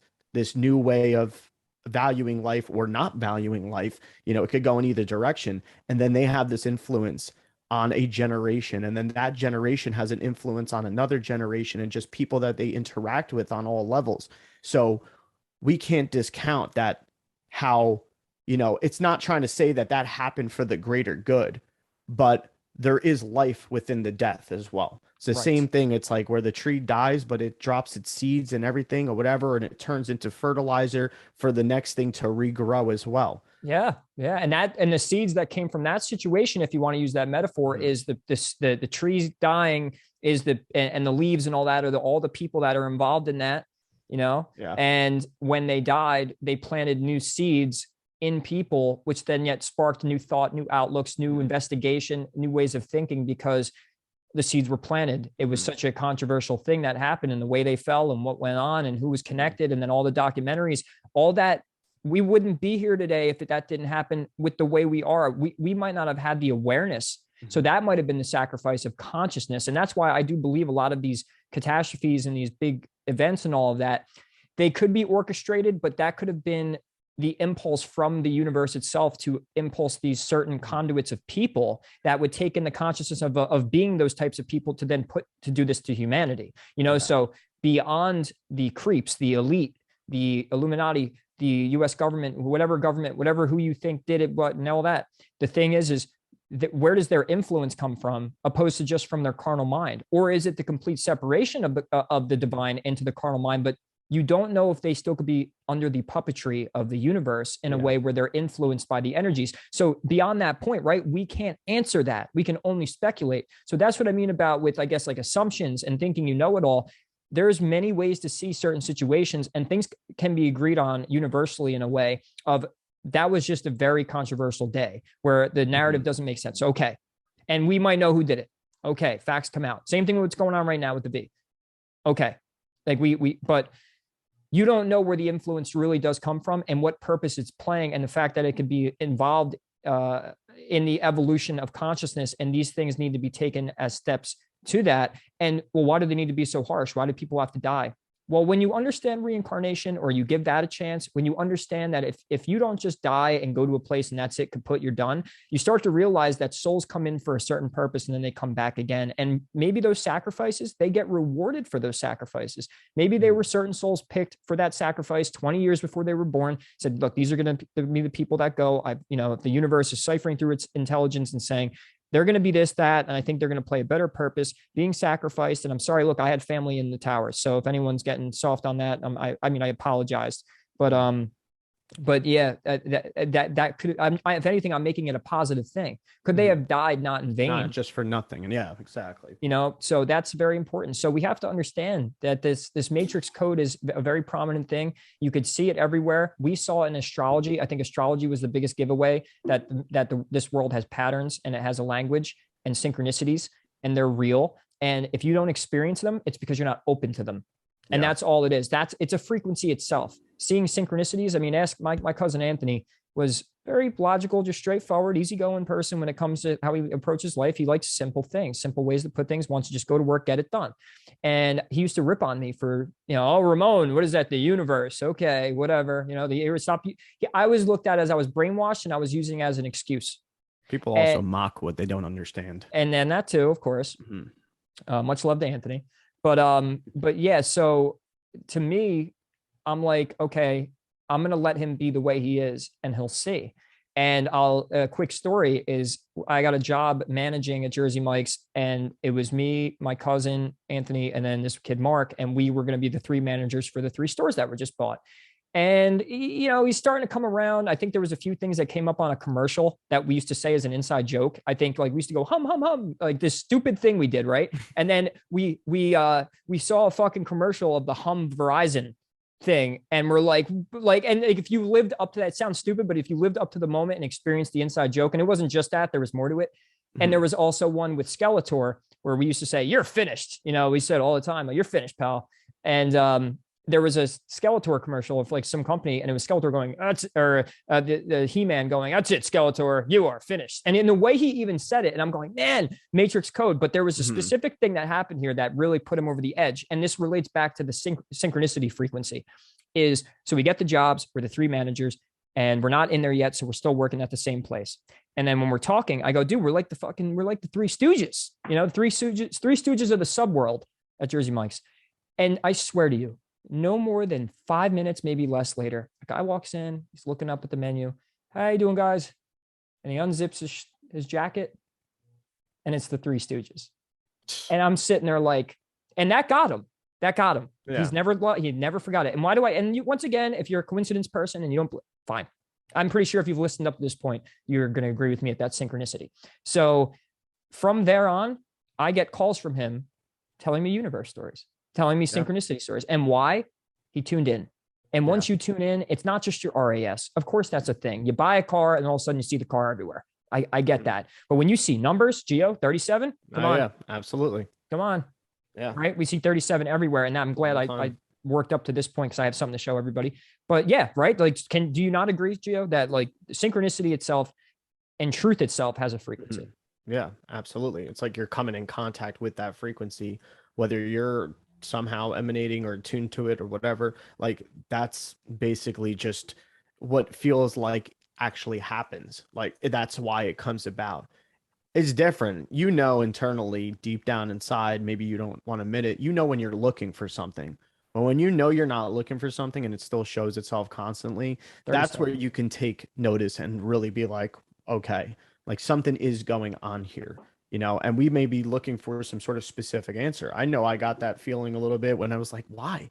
Why is it constantly, these numbers, these ones all the time, especially when now that I just put it out of my mind and like I really don't like think of it. And even sometimes I see it, but I don't really acknowledge it too much. Like The it amount just of kind of like, customers you had, right? yeah, like yeah, that's Little what I shit mean. Like like I'm that. sitting there, I'm just counting up how many people we have in the book, and next thing you know, hit the equal button, 37, and I'm just like, man, Dude, I'm watching football, and football is a big thing if you want to see synchronicities with numbers. Aaron Rodgers had 37 seconds to score a touchdown, and that was like a headline. And I'm like yeah, sitting there like, dude, like it's all over the. So you're right, like that. So yeah, once you're tuned in, you don't have to look for it anymore. It just comes to you. yeah, exactly. And then with that attunement and that that just those experiences just help you further understand this whole essence or understand this whole essence that goes on, and therefore it just allows you to more frequently with this understanding of nature in that sort of sense, and that we all are it and it is us, and then being able to go through life and more frequently think about intuitively or whatever, that process of which everything kind of has this similarity, that it's all the same. Therefore you begin to experience a new perspective on life, and you have new experiences because of that, and Right. you have new things that come into your life and other things that also are released and exit your life. And they could be the things that exit your life could be things that you thought you really wanted or you thought you really needed. You may not even really want to let go of those things, and yeah, it could be a relationship, it could be other physical things too, but sometimes it's just the process, and that's where the acceptance comes in. That's the whole mindfulness, that's the whole releasing as well, like shadow work. Like these are the things that we need to really transcend. I think that's the problem, is we use the words, and this is why we're doing this talk in this episode, is because there's these daily things in life, whether it's just normal processes that we kind of like, yeah, we know what they are, or things that we've observed in our reality, or certain ideals, or tools to use, or whatever it may be. We kind of look past the deeper detail in order to get back to the basic, and to see that, yeah, that is the truth of it, of where it's really leading us, or trying to speak to us in that language in some sort of way, because it's trying to get us to recognize something about ourselves, because it is us. It is us looking back, and yeah, it's like, hey, pay attention, I'm you, Yeah. and you could get It's real different aspects. If goo everything, gaga with that. well, the woo woo crap really got to go. But the thing is it's simple, right? Like it is simple. Yeah. I'm glad I just said it that way. I was natural. But the thing is like, then you would say, well, why, if everything's a mirror, then why do I get this in my life? Why do I get this? Why do I get that person? Why do I get that? Because it's in you. That's taking credit. It's taking accountability. Sorry, that these things are within you. And if biggest signs is something showing up, and it keeps showing up, and you don't like it, it's because you don't like it. It's an aspect to yourself. If you hate something is within you. With that, you have the poison within. And so it's a matter of becoming self-aware. And we wanted to bring a lot of this up too, because in the occult studies, the occult studies, and astrology, and synchronicity, and even gematria, and all of this stuff, then even the conspiracy and all that, it's coming back to self. It's learning to use this place as a mirror for self. What am I getting from things? Does it actually play a purpose in my evolution, or are we pointing fingers, looking outside of ourselves, and forgetting our self-awareness? And maybe that's if there was some, evil plot, I agree with Matt McKinley. It's trying to get you away from yourself. But in my eyes, it's not this demonic evil thing. It's the function of this place. You know what I mean? Like, it's like, I can't think of a great example off the top of my head, but it's like, oh, just because something's hard, or something is tricky, or something looks like it's going against you, that it could be for your betterment. It could be for your evolution. So maybe this isn't trying to trick us. Maybe we trick ourselves. And that this place as a mirror, we're not just using it properly. And then we're actually projecting out that it's this evil screen and this evil quantum IMAX theater, that when we're being tricked by an archonic race, or that we're being tricked by the elite because they have all the knowledge and we don't, and they're trying to use these symbols and all that, when yet we don't know the layers enough. We know that we could see synchronicity and things repeat in our reality, but to get out of the fact that you know it all, get out of your certainty, and learn to come back in within self and look into the mirror of reality, the mirror of consciousness, and say, where are things playing a purpose in my life for the betterment of my life?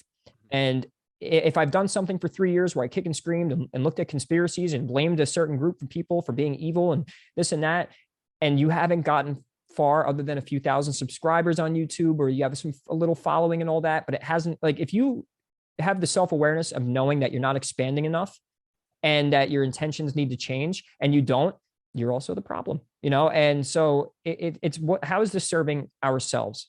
Looking into the mirror. Yeah, absolutely. I do have one more thing to show after this. Yeah, no, I want you to show that, and then I want to pull up something too that that I had written, and that also kind of goes off of an idea that I want us to, you know, speculate a little bit more on. It goes into the occult, it goes into astrology as well, but yeah, this is why it's worthwhile. The only thing I want to say on this is that's why it's worthwhile to look into some of these things, like certain divination things or astrology as well. But there is a disclaimer, there is a warning to be like, don't right away just assume whatever you fell upon or you've come to learn or understand that is it, because you don't also know how you're being deceived through that nature. Anything can be used in that way. It's the example that you used about electricity. It's the example you used about the hammer. Like, it's that sort of sense. We've done multiple episodes talking about this. So but trying to come into an understanding of it before using it to really break it down to see if it works, like how a lot of how when you break down other things, if it works similarly to those things, that's the kind of information you're trying to process through it, not rather like, okay, what is it? How do I do it? Okay, what's it going to get me? And okay, so I believe it, I'm going to do it. No, you're selling yourself short, and you don't also know what you're signing up to as well, you know? So I think that's where the religion kind of gets it right, in a sort of sense of being like, yeah, if you do these things, you open yourself up to bad spirits. That's very vague, you know, but bad spirits could just be simply of even you get somebody who you think is the teacher, and that teacher is not teaching you the right things, you know, and you're just kind of following that process or whatever. Yeah. And it can lead to destructive properties, or, you know, things that are not really what you want. The same way how religion could do the same thing. So, you know, that's the thing to really keep in mind, is observe it first, observe its function, its fundamental principles, you know, what it consists of, how does it relate to other things and their functions, and does it seem in line with nature? Does it seem in line with all these bodies of processes that all of nature has? You know, that's where you can kind of come to more of that understanding and that inner knowing of being like, all right, this is something I want to jump on board and really, you know, engulf myself in. Beautifully said. And right, religion is a big one of that. And you just have to learn to be discerning and ask questions. Don't be afraid to ask. I mean, as soon as you enter a group of people and they go, oh, no, don't ask questions. Yeah. Right there. That bothers me. Right there is you should know. Okay. I want to know. Wait now. a minute. Yeah. Well, not, yeah. I mean, like, yes, I want to know now, but like, you're telling me not to look. Yeah. You know, and when you tell a human not to look, they look. A lot of times I like, what are you afraid of? Why don't you want me to look at that? What are you afraid of? Yeah. Why are you so worried about me if I then go get caught by the devil? If that's your belief in a demon, don't worry about me. This is my own choice, my decision. Stop treating people like they're children, because then now they act like them. Yeah. Well, you know, you're going to, the results, again, looking in society, it's like, duh. I could see how the results came about. I really can see how people developed all of their, you know, dichotomies and paradigms and all that stuff. So like, that's, to me, it's self-awareness, asking questions. It always relates back to our speculation, right? Yeah. And to end this little synchronicity piece here, this was my personal synchronicity. Now, back probably in October, maybe, or just before the Bucks Super Bowl in 2021, we knew it was a 5-year, and I kept seeing 5 everywhere. So I documented it. And this is we showed you some world stage synchronicity. Here's some of my own that I documented. And Gio was following me along the whole journey. We couldn't shut up about it.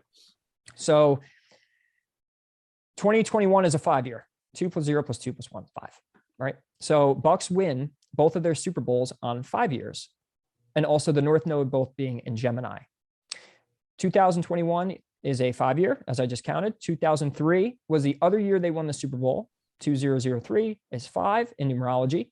And they, and these are both prominent years of defense and very similar vibes and all that. And we won the Super Bowl on those years with the same North Node as well. So during the season, Bucks ended up being the 5th seed in the 2021 playoffs. Bucks win by 5 in the NFC Championship against the Packers, 31-26. Bucks had 5 sacks in the NFC Championship. Bucks win in the division round against the Saints, which the total score summed to 5, 30-20. They won the Super Bowl on February 7th, 2021, which equals a 5-day in numerology, adding the 2, the 7, and then 2021. Okay, Brady was pressured 5 times in the Super Bowl. Brady earned his 5th Super Bowl MVP. Bucks were the 5th seed in the wild card. Bucks lost only 5 times in the 2021 season. Super Bowl 55 itself, 2 5s. 5 + 5 is also 10, and that was Brady's 10th Super Bowl. I'm a 5, by the way, in numerology, and I have a lot of numerology and gematria connections to the Tampa Bay Buccaneers, and I'm going to say a few. But I'm a 5, and my cell salt as a Gemini is Kali Mur, which is also cell salt number 5. NFC Championship was won by the Bucks on my mom's birthday. That was very interesting to me too, because there was a lot of significant days in my life last year that things happened where there were big connections. I had a dream around April, May of 2022, foreshadowing a game between the Bucks and the Packers. And I still remember it. I remember running down like this slanted road, and at the end of the road was a game, and I was running to see what the game was, and it was the Packers and the Bucks. And this was in April and May. This was about a year almost before that game. All 3 Tampa teams that year, 2021, went to the championships in the 3 biggest sports, which was the Tampa Bay Rays, who went to the World Series, and they did lose. You had the Tampa Bay Lightning, which went to the Cup, the Stanley Cup. They won. And then you had the Tampa Bay Bucks, who played in Tampa Bay and won the Super Bowl at first home team win in a Super Bowl. The Tampa Bay Rays is the baseball team in this area. And my name's Ray. Raymond James Stadium is the Bucks Stadium. And my name is Raymond Harold, but my original name before my dad changed it was Raymond James. I picked the Bucks at a point where I didn't know the name of their stadium. I was 8 years old, and that ended up being my name as their stadium. Bucks equals 37 in gematria, and they won Super Bowl 37 in the year 2003 on a 5-year. Brady, with that win, was 7-3 in Super Bowls. Tampa, Florida equals 73 in gematria. This was something I didn't hear many people push out, but the Chiefs and the Bucks actually represented matrix code of real history. Think about it. Mm-hmm. Columbus, Pirates coming in and stealing the country, and the Chiefs were the champions the year before. So we came in and stole what they owned. Yeah. Right. Thought that was pretty funny. Patrick Mahomes, the quarterback of the Chiefs, is 62 in gematria. With the loss to the Bucks, was now 6-2 in the postseason, and also the Buccaneers equals 62 in gematria. And then to add my last thing, which is awesome, I love this. One of my favorite parts is, so my favorite movies, Pirates of the Caribbean. This is what led me to be a Bucks fan when I was a kid. The last Pirates of the Caribbean movie that came out was on my birthday, May 26, 2017. And the main premise involved following the stars. And they actually end the movie with a quote of "just follow the stars." Wow. It's almost unbelievable, but it's not. Especially when you view it from the sense of our logical mind wants to wrap around some sort of reasoning that's so, materialistic or superficial. But in the end of the day, there's something about the essence of, who knows, we can say maybe it's something about pirates or the seas or something along that has some sort of frequency that gets back to some sort of element, when it comes back to some sort of form, in that way. And we kind of, if you look from down to ourselves in these moments, it's part of that emanation. That's all it could be. And that emanation is so vast and so big, and in that there's, denser parts of it and more concentrated parts of it. And there's parts of it that are going to have like these singled down synchronicities to what you just even explained of it relating to you as well. Right. So those are personal synchronicities that happened. And once I had opened up the door, opened up the frequency, I noticed the pattern. And this was me from knowing astrology and numerology and learning just how to use the divination tools and then seeking it out myself. A lot of those things came naturally. I wasn't looking. And it was amazing when it was happening because I'm like, oh my God, another 5. Oh my God, another 5. I remember, I think I also did that to you, right? Then I always like say, like, dude, I found another 5. And it's just like what we're doing with 37, which funny, 37 equals 10, divide that by 2 is 5. So that's like another thing, My right? favorite soccer player was Alessandro Del Piero. He was 10. There you go. And so, and you, once again, I get it. You could call it coincidence. It's fine. But the thing is in my eyes, you're missing out on a beautiful thing, a real function of the universe. And I do see it actually as a prerequisite and an understanding and understanding and necessity to understanding life. And yeah, I mean, that it was amazing that it happened. I didn't plan any of that. I didn't make any of that up. If you listen back and you want to try and redocument, like fact check me, go right ahead and do it. Gio could vouch that I did it in real time last year on the, I think on the Age of Aquarius episode. I think it was number 7 or around then, one of our first batch of podcast episodes. Age of Aquarius. I was hearing it as it was being recorded and written down. Right. And you even were saying it, and then you're like, you know what? I want to write this down to look back on. Right. And I documented it. And not only did I do that, we recorded that day and I said it on the podcast. So you can also go hear me predict the fact that Bucks are probably going to win the Super Bowl. And not only because I'm a Bucks fan. I know obviously everyone that watches knows now because I'm always wearing the same sweatshirts. But yeah, it's amazing. And like I said, consider it a prerequisite in a way. It's a beautiful thing. It's a useful tool. And then once you start understanding this is the way the universe works, you also can then start seeing the fact that astrology isn't so crazy. No, exactly. It really is. It just, once again, just helps you to be able to really look at everything with just a new lens. But, speaking of saying about the, just watch the stars too. I mean, I want to bring it back to the whole astrology thing and even being able to transcend astrology too. Like, I know that we had that, I think it was episode 7 where it was the science of astrology.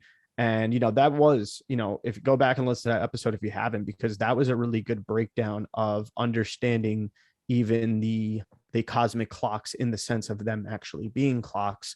And, all these representations of moments in time and snapshots in time through the astrological alignments, but also seeing the statistics and our conscious awareness of these statistics and defining them to being able to put that with the stars as well.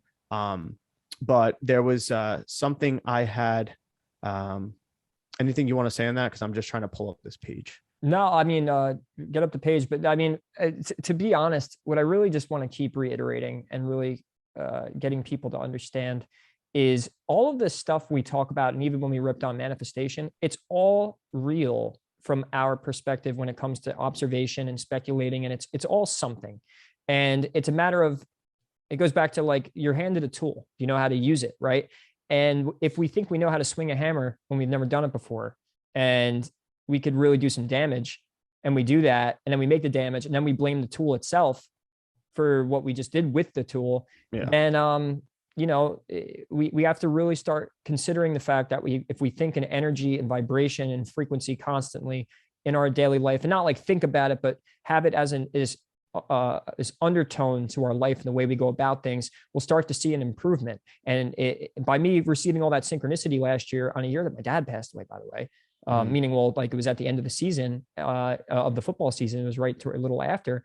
And so I count that as the same, like the football season in a way, as I'm doing all that stuff. And I got crazy things going on. As I'm studying this, I felt like I was being guided, right? I felt like the universe was on my side. And even though something bad had happened in my life, something detrimental to my state of mind for a little while, when you see this stuff, there's this feeling of that you're protected, that you're watched, that, and in a good way, not a creepy way, but you're guided. And when you unlock that door, it does open up actually to a whole new realm of perspective, perception, and the way you go about your life.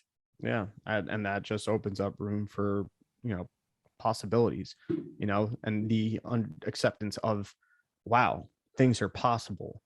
Right. rather than constantly just feeling like, who am I kidding? And I know that you are too, or have been at one point in life. And I know that I have definitely been very much so. And part of my growing up process has been that very cynical, doubtful type nature. And then wondering why shit doesn't go a certain way, or, the ability to try to put the blame on something or someone else.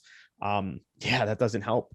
So once you learn to eliminate that feeling of impossibility, you see the possibility through these certain occurrences and ways of looking at things, it opens it up, and you do start actually opening the door to some types of manifestation.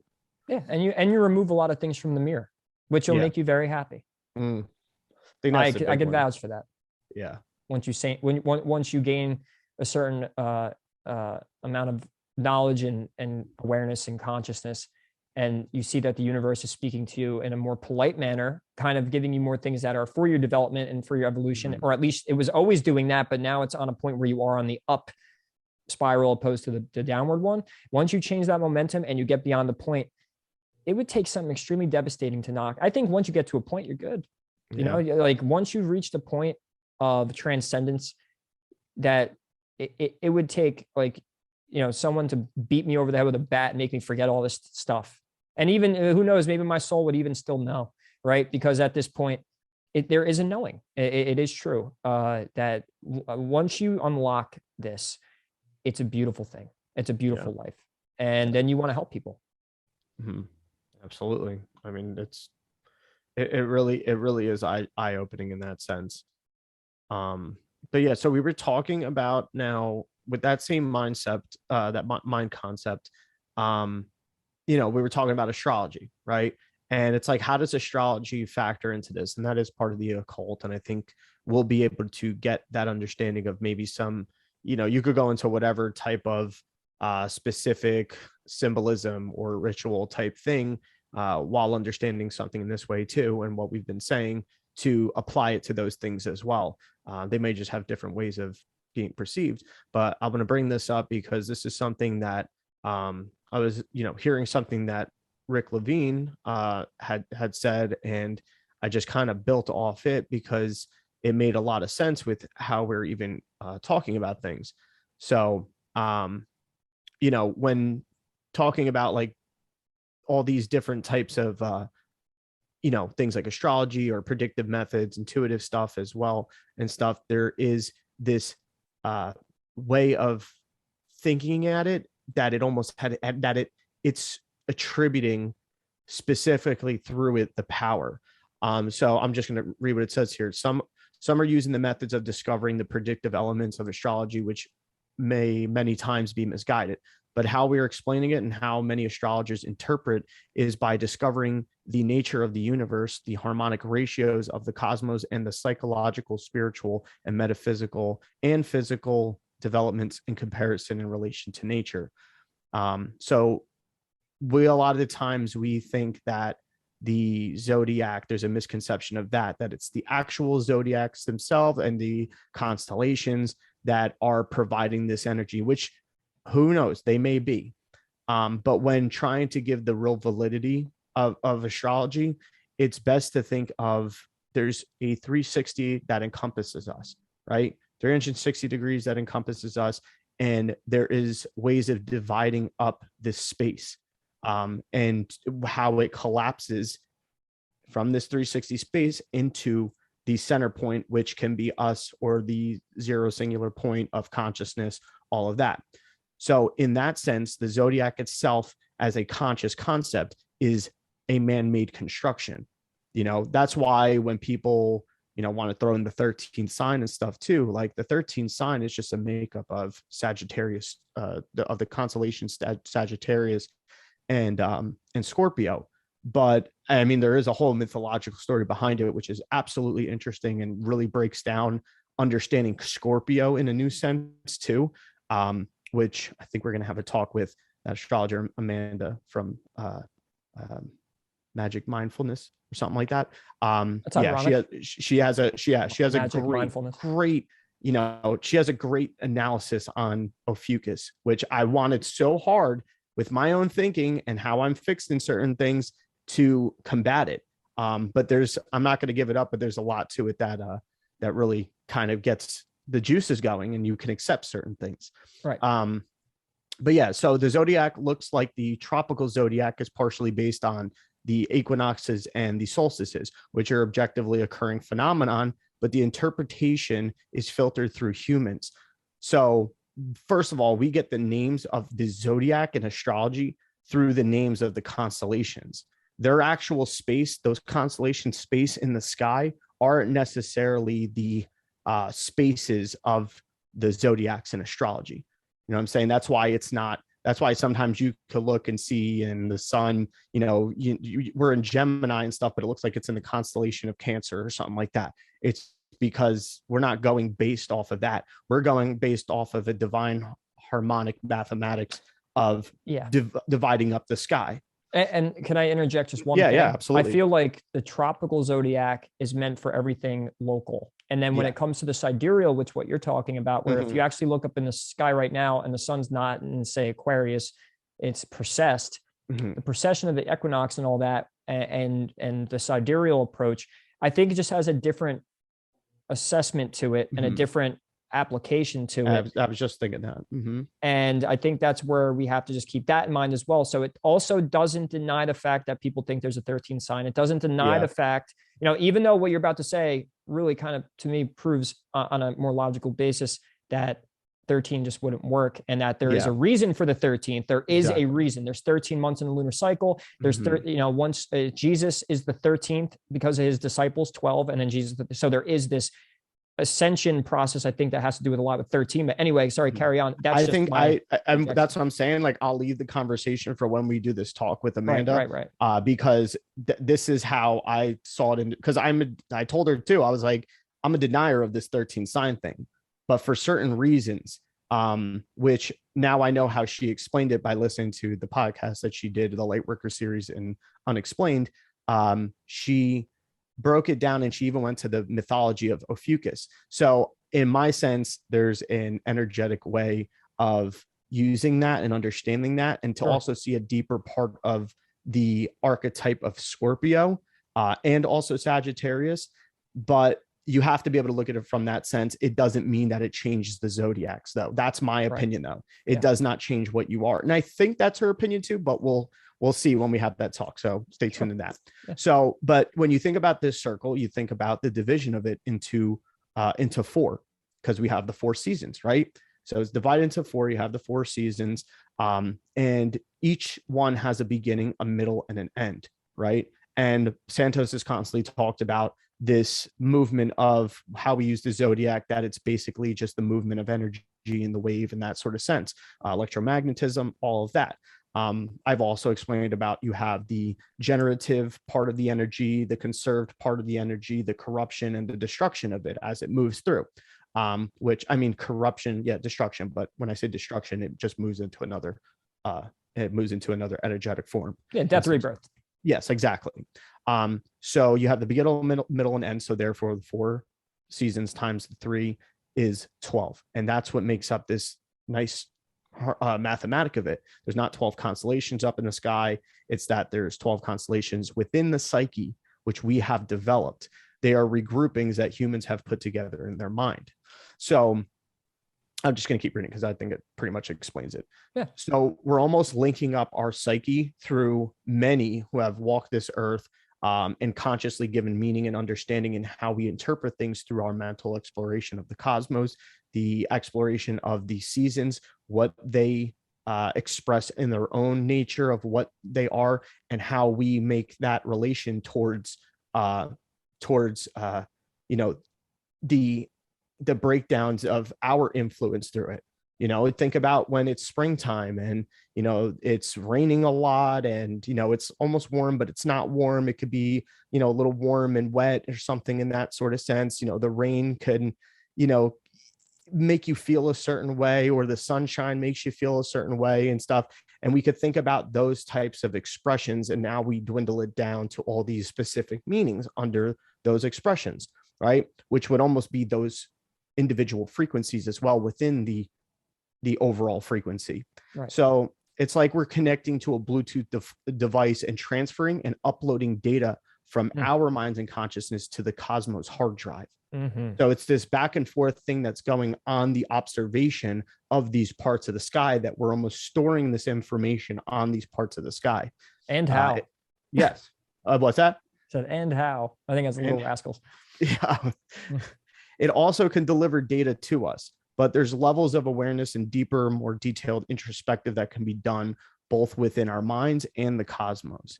That's why there are more than just the 7 planets of astrology and more than 12 constellations, asteroids, fixed stars, lots, and so on. We can also refine and get more detailed if we really want to, but it's not always necessary, like we've been saying before. And also the question is, with some of those more detailed or minor aspects, is there enough statistical data to support the interpretations of some of these? Because is there enough collective awareness of these celestial objects and their detailed expressions, or these divisions and these spaces within our observation? Do we have enough collective information that we've processed through it? Or is it just, that's why some of the things, like maybe looking at Chiron's fairly newly discovered asteroid. It has this, it's what, 2003 or something like that. No, I want to say it was actually the 70s or 80s when it was in Aries. Whenever it was, I'm saying when it was discovered. Was it that late? I think it was 2003. It was discovered. Either that or that's Ceres. Okay, no, Ceres. Either one. I do remember though, someone, you know what, or maybe it was discovered in 2003. We'll have to look this up and fact check. Yeah, we'll definitely look this up. But it was definitely discovered recently. And then I know that David Palmer was using the whole back in the 1970s. He knew they like through the cycles, and now we know the timing of its transits and all that we knew it was in Aries, and that's where it is now. And that's why I know that, because we knew it was back in but it might have been discovered in 2003. So yeah, I mean, as far as its discovery, but we could backtrack, so that's why it's possible. No, meaning like with finding Chiron, if we found it in 2003, even though he talked about it in the 70s, we could do that with all the you know what I'm saying? So it is absolutely potentially found there, but we'll fact check. Go ahead. Yeah. So when it comes down to the fact that we have this observation of it, we see its movement, we're calculating its movement, its the ways that it kind of operates and everything, and that's how we kind of interpret say an astrological archetypal instruction from it, connected with some sort of mythology as well and stuff too, which has also its own deeper allegorical understanding and alchemical understanding too. There's all that process and its element, even where it is closer to certain stars or other planets or the sun, whatever it may be. But the thing is, if it's a more recent discovery and we're observing it and we're giving meaning and detail to it, when we start going further and keep detailing it, it may not necessarily be that, because we don't have enough data to support it. We don't have enough occurrences. That's why you see with a lot of athletes, we've known Mars has been around for a long time, and we've seen and have enough data to say that, a lot of athletes have predominant Mars placements. You know what I mean? They have very, very specific, very specific Mars placements, most athletes as well. So it's the same thing as like, well, we will achieve more of a better understanding of Chiron as we keep going through it and observing it and testing out the data within it. So where was that? So is there enough statistical data to support the interpretations of some of these, because there isn't enough collective awareness of these celestial objects? So validity is really just a question of how deep can the mind and intuition analyze something, and then test that analyzation as well, of how the frequency of it, how frequently it comes about in this specific placement or snapshot in the sky. Right. And then the aspects on harmonics are one and the same when it comes to astrology. I think we spoke on that. We were already speaking on that a little bit.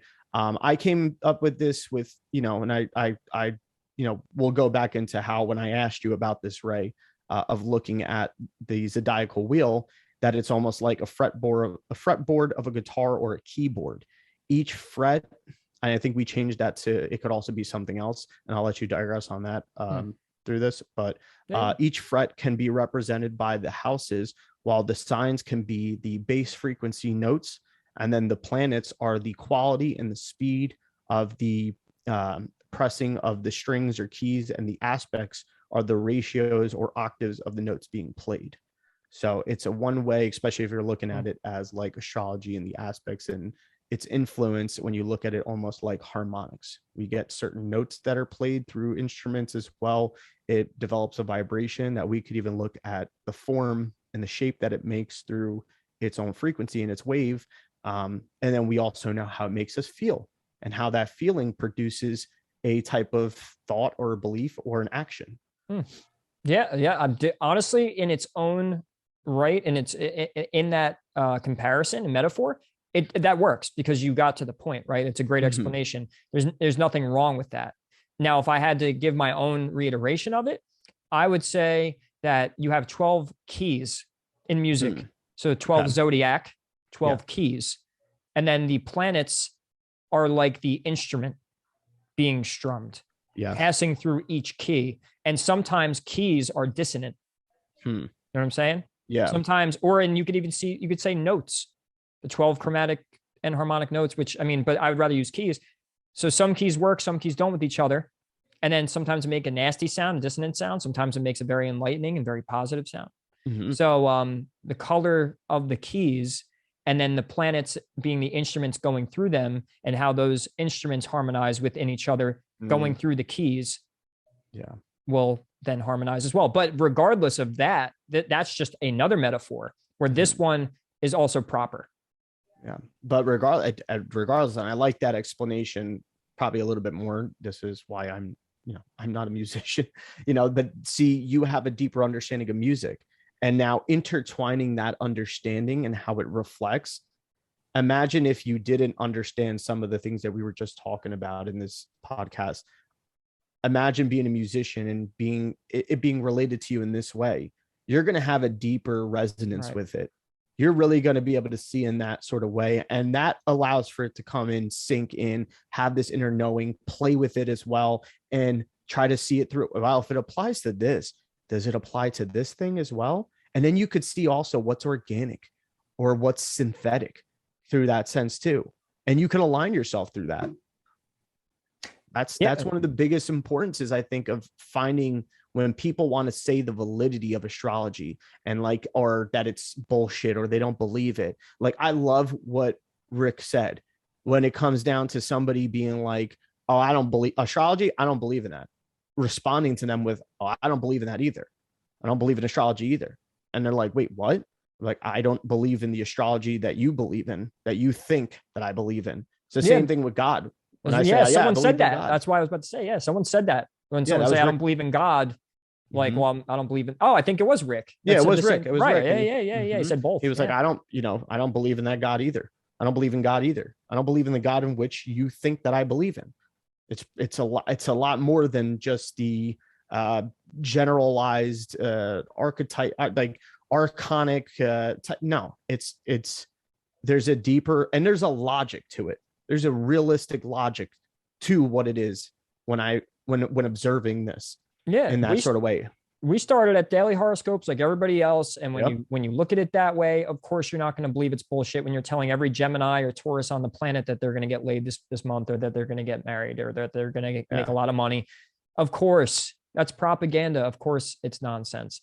But what I like, the point you made, and I like this, and this, everyone should take something from this, is that speaking other people's language, right? So, and that's the beauty of using right-brained symbolic language. And that's why the universe, right? Symbolic language is universal. That if I speak English and someone speaks Latin or German, but you show them a picture of something, of a guitar or of anything, a symbol, we could agree. We can go, doesn't matter what you call it. We know what that is, right? So, and I think that's the importance of analogies and also allegories. So then now relating it back to the Bible and scriptures and all this stuff is why they taught and told these stories, because you can change the language of each of the stories, but if told properly and it kept the elements of the stories, and you use the symbols of a mountain and like if the word father in the Bible actually relates to the mind opposed to the actual guy, there's a guy, if you learn to see this stuff in symbolic language, it's like what you're doing with that, right?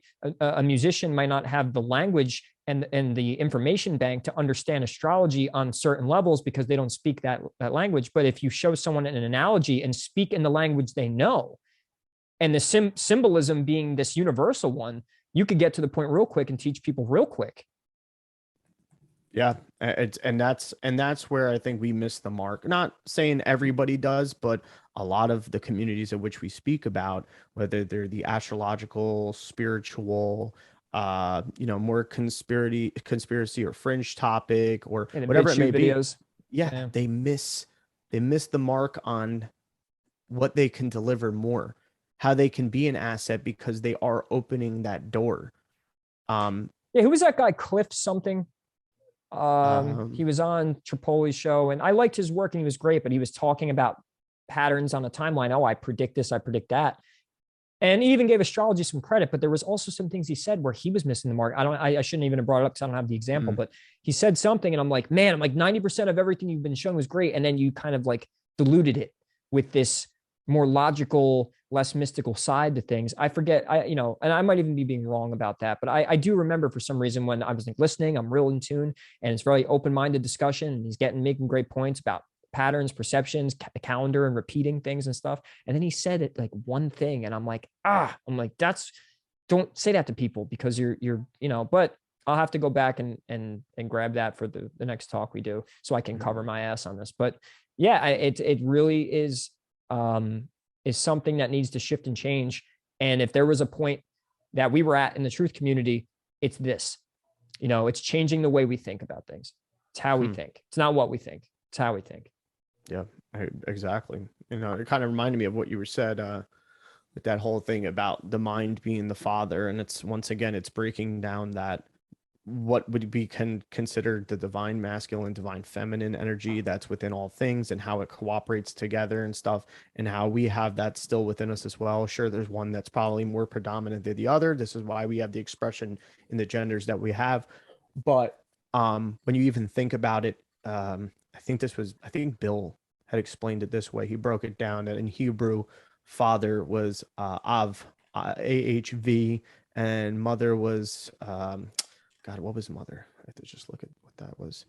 And I know that also father in Sumerian is you have Abba and Ada, for mother and father. But there's a coming together of the language. I want to see what mother's was just because I want to make sure I'm right. Mother. And I did have another quick PDF for us adding to your astrology presentation. Yeah, I think also what we should do is there was that book you mentioned by Richard Charnas, and also, or that video, and also these PDFs that we're bringing up. I think we should also find a way to link it in the description. Right, we will. And if anything, at times when we create these presentations, if there's some paper, if there's some PDFs, some files that we have personally that we made, we'll also put it up on a drive for people so they can then grab it too, so they could see what we're looking at and really study and research and look deeper into what we're saying. So you could fact check us if you feel the need to. Yeah. And here, did you find that, or I'll grab mine first? It's Ima in Hebrew, but I believe in Sumerian. God, you could.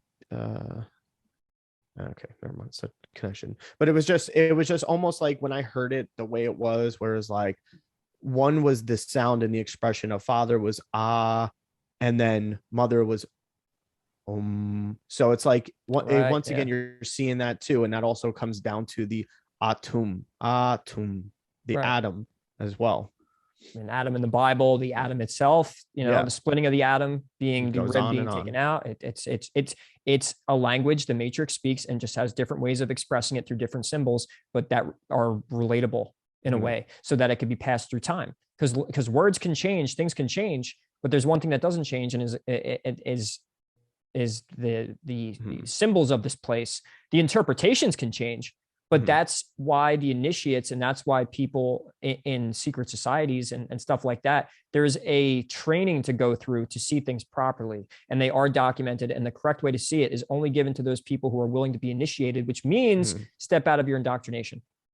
Yeah, exactly. And that's the thing. It's like, that's why we're saying, take a look and think on even what how Tesla said it. Once you start thinking in frequency and vibration, you will understand the universe, because light and sound is vibrations.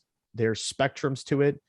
Not just our light spectrum of what we can see. There's X-rays, there's gamma rays, radiation, all these different types of lights, and it carries information. And it's our brain that when the light comes in at a specific angle and the back end of our retina, it's displaying and creating an image and a symbology that's going through the filter of our consciousness, that's putting definition to it and sort of understanding what does this thing bring? Is it burned? Is it hot? Can it kill me? You know what I mean? So it's really looking and reflecting in all ways in that type of sense. Yeah. And we are coming up on 2 hours, 40 minutes. So we'll probably be closing this out. Yeah. But we're looking to be back on the once a week train, at least for the podcast, and having more content. So we'll let you guys know what we're doing before we end this episode. But just to cap off the astrological stuff, and Gio's presentation was awesome. And I absolutely agree that this was kind of philosophically put its meaning, astrology. So, and I'm going to read off from my PDF here as well. So when the child utters the first cry, it takes into its body the life breath charged with the vibrations, manifesting that day and that hour at that particular spot on the earth. Astrology is not fatalism. The birth chart indicates certain physical, mental, emotional, and spiritual tendencies with which the person is endowed at birth. The blueprint shows what the soul has on its spiritual ledger, the debits and credits, one of my favorite parts, like points. It truly is a spiritual science, not for the logic, for the spirit. So this is the right use of astrology. The person who studies from this point of view draws increasingly from the higher side of planetary forces, develops his intuition, and finds himself more and more able to interpret these forces correctly in terms of life and energy. Such a study trains the student in perceiving realities behind forms. Astrology deals with symbols, and the soul speaks and thinks in symbols. The information of symbols is a necessary faculty for every spiritual student to develop. In planes beyond the earth, everything must be understood through symbols, for language is of the material plane only. Once you transcend the earth plane, you must read by inner perception and understanding. The study of psychological astrology prepares the student for higher planes of greater glory and power. Astrology involves relationships between the larger universe outside you and the personal universe within. The same energies that function in your personal universe function in the larger one out there. The blueprint we call the horoscope or the birth chart plots the energies that flow in your magnetic field. At the moment of birth, you took into your body with that first breath, the vibrations manifested on that day and time at that particular spot on earth. This basic pattern goes with you throughout your life. Wow.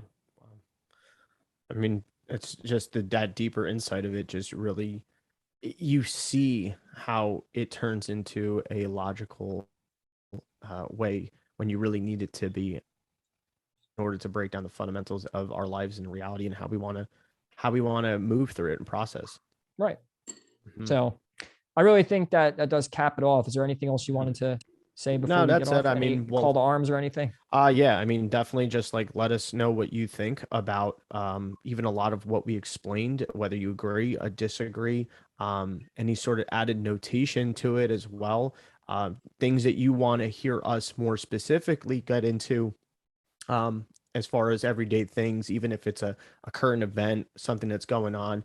I know we kind of broaden the spectrum and show that it's for everything, but if you need that detailed part of it, obviously reach out, comment down below, and, or you want to email us at thedailytranscendence.com. And yeah, just make sure, follow us, subscribe, hit the like button as well, helps with the algorithm. And there's a lot more to come from this as well. Definitely want to do a video getting into the energies and themes of, currently right now, a little bit of, the year, but right now in the next month or two or so. So be on the lookout for that as well. And yeah, that's about it. Yep. And look forward to presentations, more different types of content. We're going to hit on all the social media platforms. We've been saying this for a while, but we're doing this ourselves, and there's just a lot to cover. This is a large area. There's so many, but we want to start creating more of a community with other truthers as well, have more guests on, create different types of videos that are more presentable in a sense of presentation, as showing you guys more facts, not just having us on screen as well. And so we're going to try and hit the mark with as much of the social media platforms as we can. So look for an expansion in that area. Don't be afraid to engage with us. Don't be afraid to even debate with us. It doesn't matter to us. We are here to expand our mind and consciousness and help humanity in itself. And if it takes us being told that we were wrong, or maybe we should change the way we look at things and all of that, that's what we're doing this for. We're not doing this to preach. We're not doing this to be some diplomatic cult leader. We're not doing this for just our channel. We're doing it for the love of it, of the knowledge of God, of the universe itself, and for humanity. So we appreciate your time. We appreciate your patience. And we hope to have a very enlightening and transcendental year. And we look forward to it. And until next time. Yeah, absolutely. Just one other thing. We are going to be having Jax and Anne both back on. So there's going to be more to come from that and getting deeper into even the astrological side of things, along with the parallels with history. February is going to be a good month. I feel it. February is going to be a good month. We got a lot coming in, maybe a short amount of days, but February always feels like the longest month. So I think, prepare for a lot more. Told you we're going to have that Amanda astrologer, her on as well, probably towards the end of the month, maybe into March. So yeah, a lot to come. Phil as well. So yeah, till next time. All right, guys. Thanks for listening. Peace out.